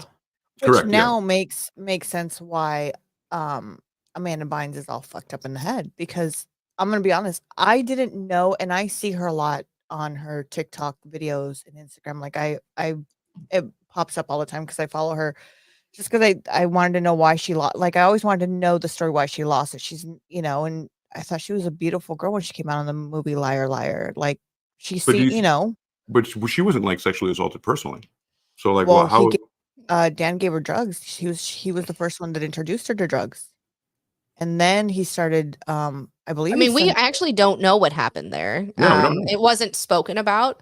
One could assume that there were alleged inappropriateness with. We're speculating that because they didn't say that. They did in the show about the back rubs. I know that he had the young girl female cast members of Amanda's show, including Amanda Bynes, give him massages. Massages. And that's creepy anyway. I mean, if I'm for a 12-year-old to give you a massage, that's not creepy. Why not? What isn't creepy about that? Exactly. Right. So I mean, seriously, I mean that sort of thing, and then the innuendos and all of that. We don't know what happened. I would love to hear her side of it, because there might be things, but she may not want to talk about them. You know what I mean? But he says it's wrong, guys. He says it's wrong. Dan Schneider regrets asking for massages from staffers. It was wrong. Of course, he says that now. Hindsight's 2020. You guys think it's wrong, so I'm going to say it's wrong. You guys think it's wrong? Then it's wrong. It's so wrong. It's wrong.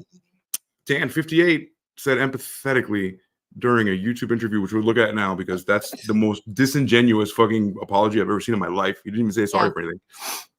Said emphatically during the YouTube interview on Tuesday, on the 19th of March.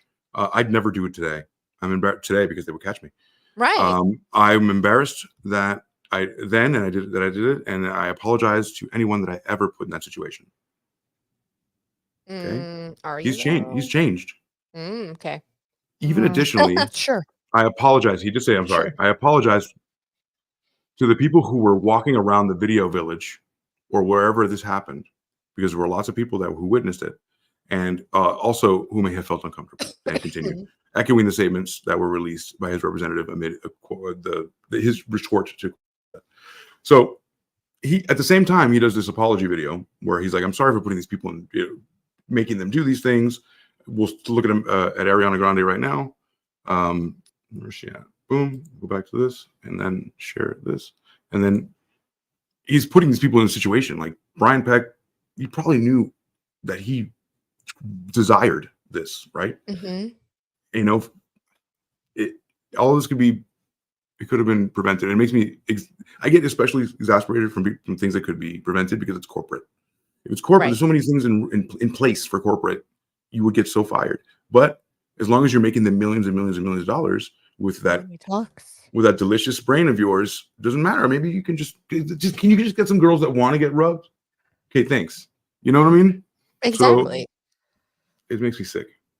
So here's it does talk, but how loudly? And if you listen, apparently in Hollywood, it talks very loud. It talks everywhere. I don't know. I could be bought for anything, not just anything. Hollywood. You can walk down the street and say, "Can I have you do something for $50,000?" I'd be like, "What? Yes. What can I do for you?"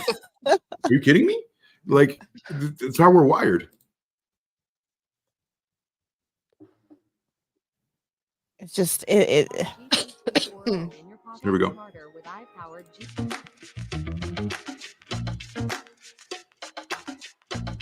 So it's silent. So the new Quiet on the Set discusses heavy backlash that he got from several child stars. I'm reading the video as it goes. Dan Schneider has created several prominent Nickelodeon shows like the ones we talked about. There he is with all the children that he just loves to have around him at all times. Quiet on the Set delves into several long-running controversies around Dan. uncovering the alleged toxic and dangerous culture behind the most iconic children's shows. So if you think about it, the guy's making like these shows, but making them the most toxic things ever. Why do they allow him to continue? Money, period. They know these things were happening. They're complicit. They allow it because we'll let it go as far as we can until the court of public opinion gets it. Then we'll deal with it. But as long as that's why it wasn't until 2019 that he quit working. Thank you. Thank you. I mean, Exactly right. are you So here we fucking go. kidding me? It took till then. There's your Amanda Bynes. Several former Nickelodeon cast and crew members shared their experiences, including Drake Bell, who came forward, and then there's Amanda Bynes and the other kids that were in the show. It was alluded to very much in this documentary about how much time Dan spent with Amanda by himself. So she didn't always. Yeah, she didn't come forward, but I can only imagine that there were some nefarious things that went along. Absolutely, Chris. I agree, man. This apology is like it's literally watching a villain say, "I'm sorry." You felt bad. I'm sorry it made you feel bad. That's not an apology. Right. Yeah, I'm sorry. Sorry to feel that way. Can you put Tiffy's back up there? Comment back sorry. up? A lot of these child stars end up under conservatorships, which is exactly right. Look at Britney Spears. It's not that you're crazy. It's that they want to control your ass to make sure that you don't tell the things that you know. Exactly. And if you're at that level of stardom, you're just one level away from like Illuminati status. You have to do some extra shit to get to that part. You just do. And there's some things you have to swallow. There's some things you have to know, and we have to know that you're going to play the game. If not, there's another fucking more beautiful chick right there, that's down to play the game. If you don't, just let me know. You know what I mean?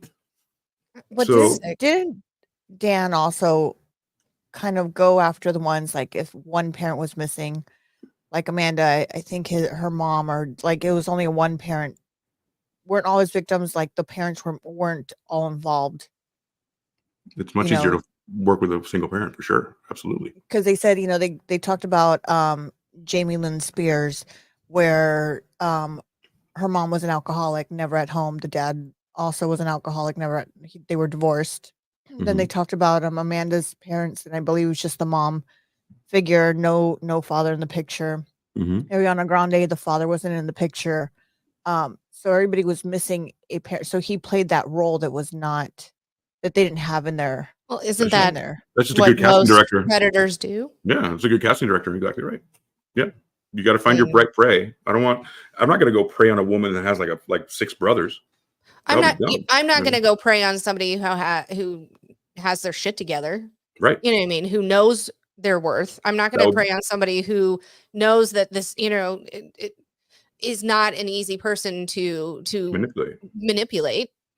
Of course I'm not. I'm going to take the low-hanging fruit, and that's sadly, I mean, they're, especially as children, it's not something that they know to even look at, Low-hanging fruit sounds like a butthole.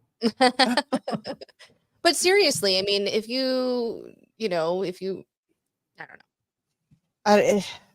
The more we talk, the more we think like those fucking parents should have been better. But the parents also are living vicariously through these children. I'm not saying that they want it to happen, but they just rather not look too into it. Because if they do, they might not like what they find. But this is good. Like the money's good. Like we don't know if it's going to happen in the future. These are opportunities that are put in that you don't even know what the fuck you would think if you had the things in front of you. Honestly, even if my kid was a child star and bringing in money that I wasn't, I'd be like, fuck off, back off my kid.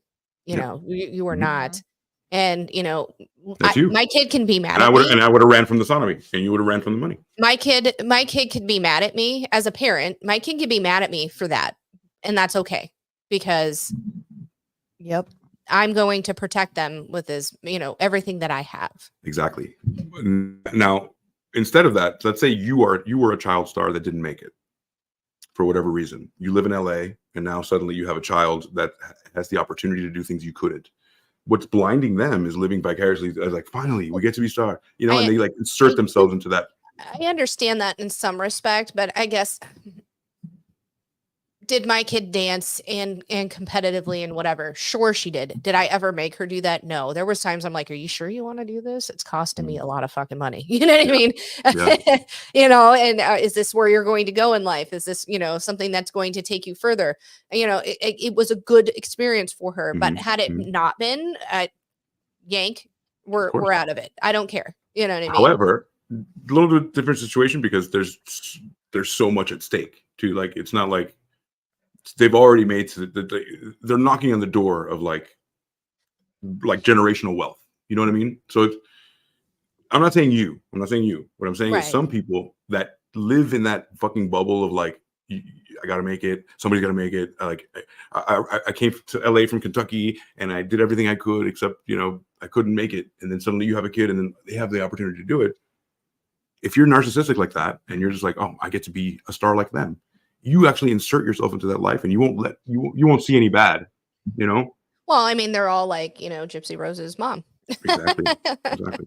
So not only did they claim that Dan agreed to hire them if they split one salary between them. That's just the writers and the writer. Yeah. He alleged that she was once made to pitch an idea while pretending to be sodomized on the table in the writer's room. Mm-hmm. So they have, on top of it, they don't even want to have vaginal sex. They want to have ass sex. Right. And it's not even, again, it wasn't just the kids. They were, again, these women were meant to have one salary that they would have paid a man the full salary. Mm-hmm. But instead, they hired two women and said, split it because you're less than. Yeah. And also, they had to be humiliated. Sorry, words are fucking hard. I can't fucking talk tonight. But no, they were humiliated in meetings, and then when they said, I'm not going to do it, then they're fired. And they, what I mean? It's sad. No, they're fired. Never work again anywhere because my friends work everywhere. It's like you get fired from one place or you say something, but the whole thing, you're out. You don't play the game. And like, you're going to have that plastered on your head. Hi, I don't play the game. Blackballed. Blacklisted. Yeah. So Jenny further said she claimed that Dan made her watch pornography. This is all on the set of a child show. Yeah. Okay. Let's continue here. For those who are audio only, Dan also has faced heavy scrutiny by fans and former Nickelodeon cast members in recent years for writing scenes with jokes that were inappropriate, doing the air quotes, for children. Many fans also called out these scenes for being disturbing and sexualizing the child stars. That's right, because they're not children anymore. They're getting paid like adults. So you feel like you have some kind of a claim over them. I don't know what it is. But just like you said, like they're less than, Right. These kids are just as abused. So they're puppets at this point. They are puppets for their own sexual fantasies. The real show is the ones that these freaks are intaking, right? That is the power structure of them, like having some incredible power over you. Of course, I don't think they're going to be able to show the video of her doing that anymore. She probably had it scrubbed. But yeah, there was 2 incidents where she was Ariana Grande was squeezing a potato. It looked like she was waiting for a dick to erupt. And she even wanted it. She was trying to not milk it in a way or get it to squirt. And nice. That's gross. I like how you put that together. It was really nice. Wasn't there another one where she had to spit or something and he had to hire somebody to like have it land? Oh, that was on iCarly, and that was Sam. It was, they had to, yes, I believe it was on iCarly, and it was, it looked like jizz on a face. Yeah. It really had to land like perfectly on a certain spot. So you know how happy it makes me to hear terms like that. Jizz on a face. Yes, thank you. You're welcome. I'm not afraid of saying that shit, but I don't always say it. Rose, your turn. Nope. Batter on a hoo-ha. How would you say that? Batter on a peach batter. Peach batter. Yeah. So, what was our time look like? We got about 10 minutes. 10 minutes. Okay, so let's talk about the apology. And so, obviously, you need a lot more time. We've pretty much skimmed the surface. If anything happens that comes up new, if he goes to jail, if he loses any more weight, we'll let you know. Right. But he does come up with this half-ass apology, like Chris was mentioning. It villainizes him. Yeah. And it doesn't make him look good because the person that does it, that conducts the interview, is not asking him any big-time questions. They're asking him softball questions right down the middle of the pipe, slow and slow, like, hit that grapefruit, baby, home run? No way. It's just easy to move in and out of this It was You've got to disgusting. be sorry for this, right? You know Right, what I exactly. mean? Leading him into stuff. And you're Yes. sorry, right? And how sorry are you? Very. Yes. Great. Did you see any of this apology, Rose?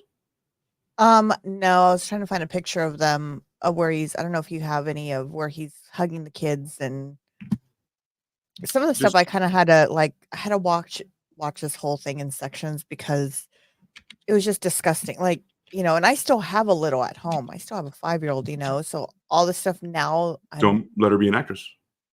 well, yeah, but now it's more of what she watches on TV, what's on her, you know what I mean? Now it's like more my looking at things are completely turned differently now going. I'm so Because sorry that now I'm sorry that we did that to you, but you needed to see that. there you go. Yeah. Popping cherries again. All day. That's what I do. All day, every day. Why Well, is this up here? yeah, I mean, I've always had to tried to have open conversations with my kids when at appropriate times. You know what I mean?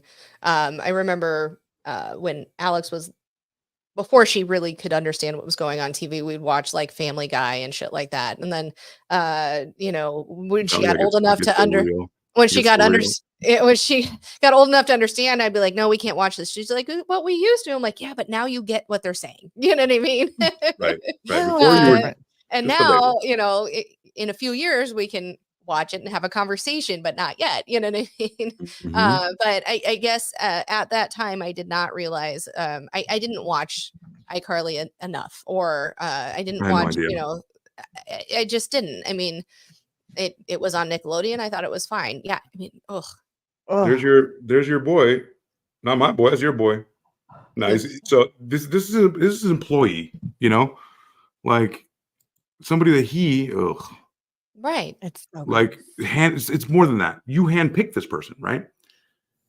Chris says open conversations are the only reason I seem like a good father. Hell yeah. Same, Chris. Same. I've always had open conversations. Sometimes, like with my oldest, I think I divulged too much too early. But with Alex, I've always been like, okay, if you have a question, we're going to talk about it. You know what I mean?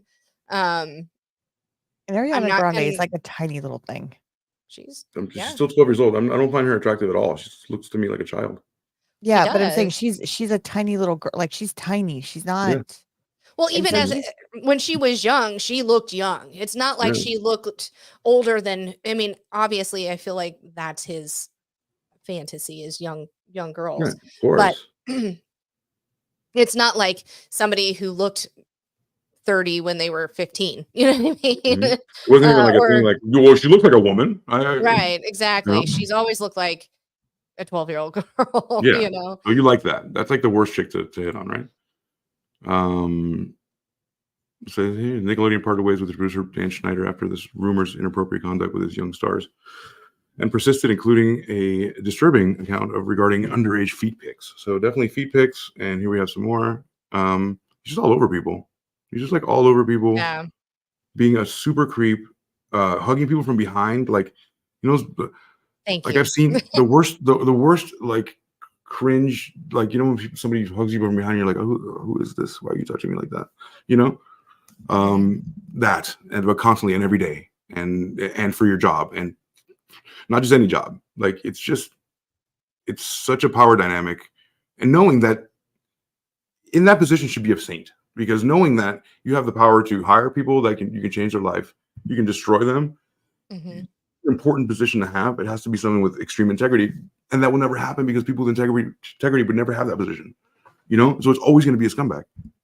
Right. Yep. It's so disturbing. It's amazing how people can hide their true self until they can't. But to get into these power dynamic situations, you know what I mean? Hugging Miranda Cosgrove, that's pretty gross. Yeah. Oh, yeah, I mean, all of it's gross. It's all gross. There's all of them. There's all of them. I wanted to make sure to show everybody. I remember in the documentary them saying that the guy who played Amanda Cosgrove's brother in iCarly really tried to put a buffer between the girls and Dan. That's your mate. I mean, seriously, he was really trying to put that buffer. And so that, at least there was that, you know what I mean? At least I don't know. It's No, see this crap. right. This crap. What are you doing here, bro? What's happening? Right. Yeah. What are you doing? You're just gonna go up to two girls that you hired, handpicked. It's even worse because he was like, "Yes, that one." You know what I mean? These two were my type. Yeah. She has the right look for what I Yes. need. It's Exactly. just fuck you, bro. Fuck you. Look at him touching everybody with the guys. At least he's not Brian Peck. No, Brian Peck go after the boys, but he had Brian got the Peck for girls. that. Well, What in did the you do? hot Look at tub. this one. In the hot tub. What are you doing? And that's Amanda Bynes, I believe, right? It is. Yeah. He He did that quite a bit with her. Yeah, he was like, they even said that he was allegedly like fascinated with her. Look at this one. Oh my god. Oh god, look at this one. Ugh. I mean, And It's it's so just gross. inappropriate as fuck. So anyway, let's go to the apology real quick. We have a couple minutes left. The actual apology I have a little bit of. oh, cool. You know, Good job, AC. hey, thanks. Good at your job. Hey, thanks. Tiff says, that's your mate, as we say. And then Chris said, B is fantastic, Sam, and she'll be just fine. Thank you. And she's doing great. She is. I just think I overshared. I went. She's awesome. No, she's so smart. Oops. Both You're on my the girls are Amanda Bynes amazing. show. What were the parties like? Was Jamie Lynn Spears like pre-pregnancy taking shots with Amanda Bynes like in the corner? Like once we got like 16, 17. Y'all hear that? Yeah, we heard that. We were like, so yeah, this is there's a couple podcasts where they're like kind of giving up the dirt, you know, like right. So this is one of them. Types, right? It's like the Amanda Bynes show. What were the parties like? Was Jamie Lynn Spears like pre-pregnancy taking shots with Amanda Bynes like in the corner? Like once we got like 16, 17, there was probably a circle of people who were proving all of the stereotypes right. I'm sure there was like little bits of intrigue going on, but for the most part, it was bowling. Really? If you had a rap party at a bowling alley in LA, your show was successful. That was the cool thing. I love being on her show. I love being her friend. I ran into her a few years ago and we kept up for a couple months. Besides being a great person, she's one of the greatest performers. Oh my ever. God. She's a man. Unbelievable movie. So yeah. oh yeah. That's where they kind of talk about that. Do you have a picture of what Amanda looks like now? Sure. I have the internet. She's like got a heart tattoo, She and well, now she's doing. She looks really hot right now. I'm good with that. She Look at that. Look how hot she looks. she's gonna become a nail technician. Is where she's going to school right now. Look at those tattooed fucking. I mean, Wow. I said My it back God. when Britney Spears shaved her head. I can understand how some of the, like, even Amanda Bynes kind of fucking went off the fucking rails. You know what I mean? There's all the fucking pressure. Everybody's like, you need to be this person, you need to be that. And they both went, fuck you guys. I'm going to be who I want to be, even if it is That's it. a druggie. You know what I mean? I am not going to let you control me anymore. That's the part of it. That's kind of my bigger point. That's yes. I could because- completely see why Britney Spears shaved her head back in the day. I understand where she was. They were, she was like, fuck all this. I'm tired of being your doll, your whatever. Your puppet on a string, This is the last time you control me. I don't give a fuck what I do. I'll eat dog shit if it's something that you don't want me to do. Which I understand that mentality. I do. I'm tired of being the good girl. I'm tired of doing everything you ask me to be, That's why JoJo Siwa was like, JoJo something else. Oh, that's a whole other story. Ugh, Jesus. But I mean, I don't know. It can't just be that. So it can't just be the fact that they were, see what I mean? Like, it's not just because she was sexually not even molested. She was harassed. She was constantly harassed at work sexually. Mm-hmm. Yeah. I don't think that was the reason she became this, though. It couldn't help. It didn't help. But I think she was destined to be that for other reasons, I mean, had she not been in the limelight, would she have ended up like this? We don't know. No. That's not what I'm saying. But like her limelight would have done this to her anyway, even if she wouldn't have been sexually harassed by Dan Schneider. You know what I'm saying? Maybe. Because she didn't work with him forever. She then became an adult and continued on doing her own thing. So yeah, can we blame it on one thing? We can't blame it on one thing. We can't, No, but we I don't think know there's more what to would that have happened story. had that not have happened. Maybe it wouldn't have gone this way. Maybe she would have continued on with her career and, not gone off the deep end. But when certain things happen, I can understand going, fuck you. I'm gonna do what I Totally. want. You know what I Totally. mean? This is holy fuck. How good does he look now? Oh geez. This shit has aged him by like, but also like with the double thing, like he looks so sympathetic, like please have mercy on me, Yeah. Let's hear his apology and Well, Yeah. it's a whole lot of Sure. not apology, but yeah. Watching over the past 2 nights was very difficult. Me facing my past behaviors, some of which are embarrassing and that I regret. And I definitely owe some people a pretty strong apology. Just like a nice worded letter, pretty strong apology. But I'm not going to fess up to anything. I'm just going to, a couple of people. He's not even like, I would be like, I owe this He guy. doesn't even this name guy. them. Yeah. He's like, Right, I owe some people. Exactly. So, okay, I don't think he talks after this. So Dan Schneider,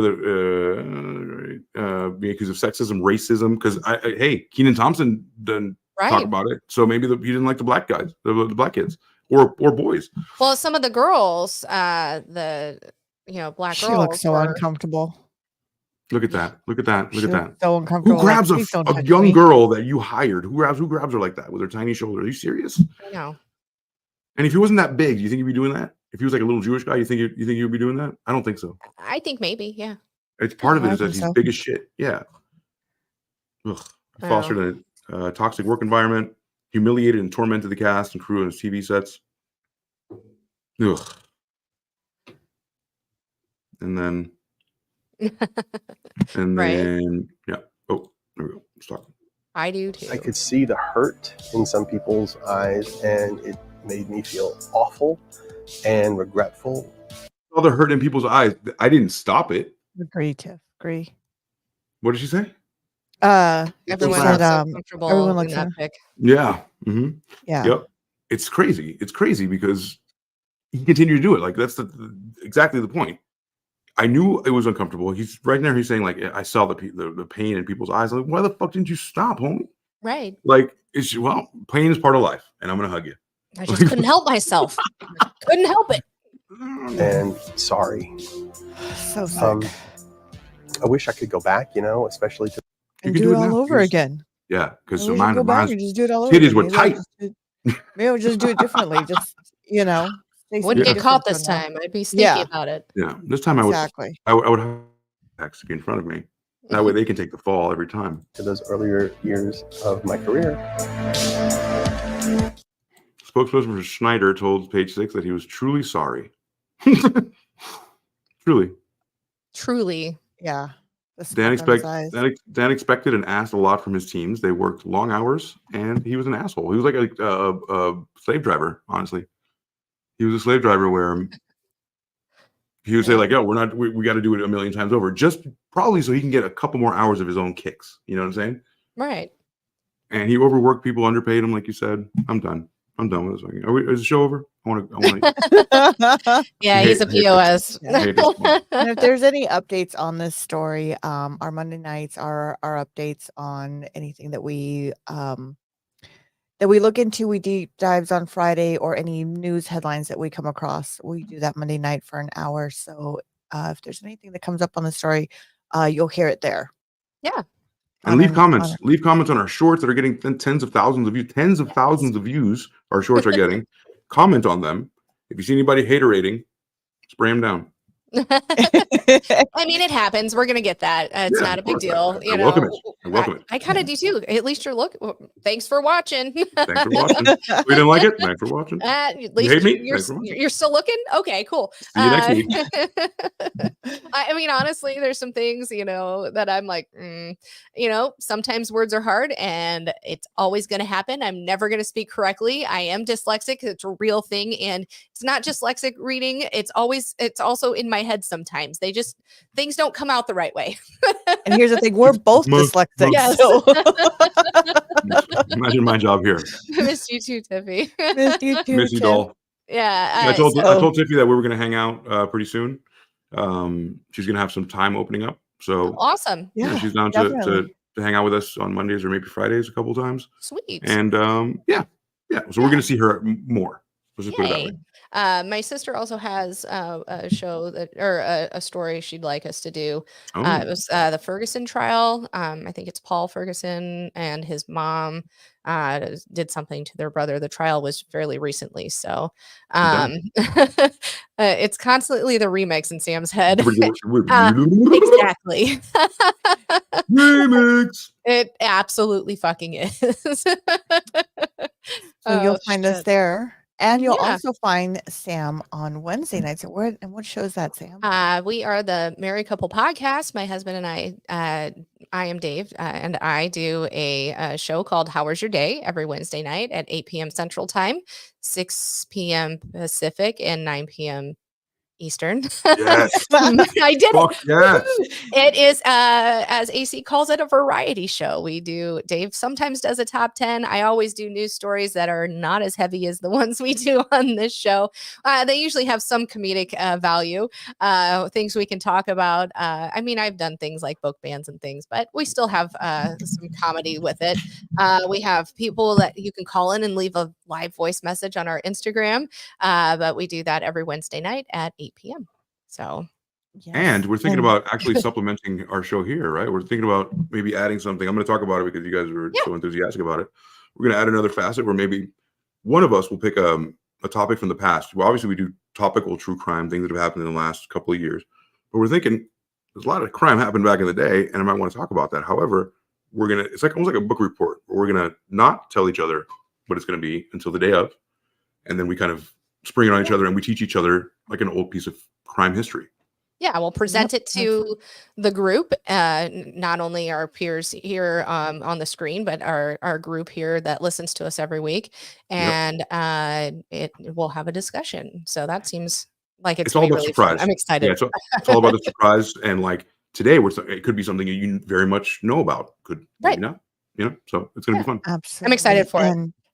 Same here, and we are so close to hitting, I believe, our 500. Please like, share, and subscribe. Send it to somebody you know that maybe might like listening to this stuff. Would be great. So, yeah, we've got 60 subscribes left to hit 500. So, I mean, we can do that. Well, we've done. Yeah, we're at 440. We're doing so well. Subscribes are free, folks. If you're, what is it, like 95% of our shorts views and shows views are unsubscriber, or people who are unsubscribed to us. And so we really just want, if you like what you see, and or even if you don't, hit the subscribe button. If you've caught a short and you're like, oh, I wonder where that came from, come to the channel, watch our shows, subscribe. You'll get the full story. Those are just snippets of things that we've done. We just want to entice you. Yes. Come here, my pretty. Come on, I'll get you when you're dog. Right. Exactly. Yes, but please come in. It's a great show. It's fun. We joke. Even though we do serious subjects, we do like to make light of things. I think that's how a lot of people process shitty things. That's how I do. I do.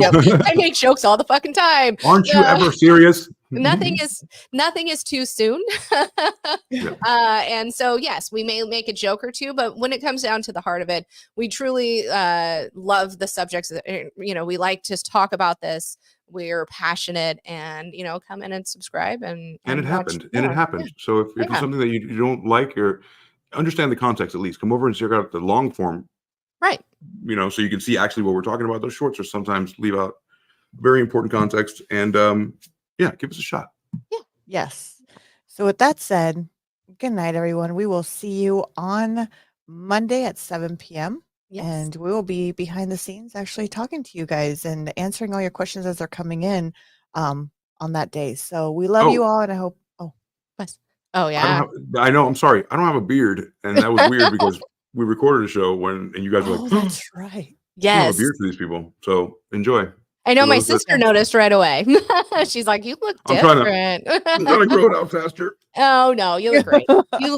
You look great. Again, even though I saw you on Tuesday, I was like, "Whoa, I'm not used to that yet." But Right? you do look amazing. So. I'll have it in a Yes. I'll have it in a month. In a month, Jamie. Hold on. So everyone have a fantastic weekend. Weekend. Fuck Words are fucking Nickelodeon. hard. Fuck Nickelodeon. Yes.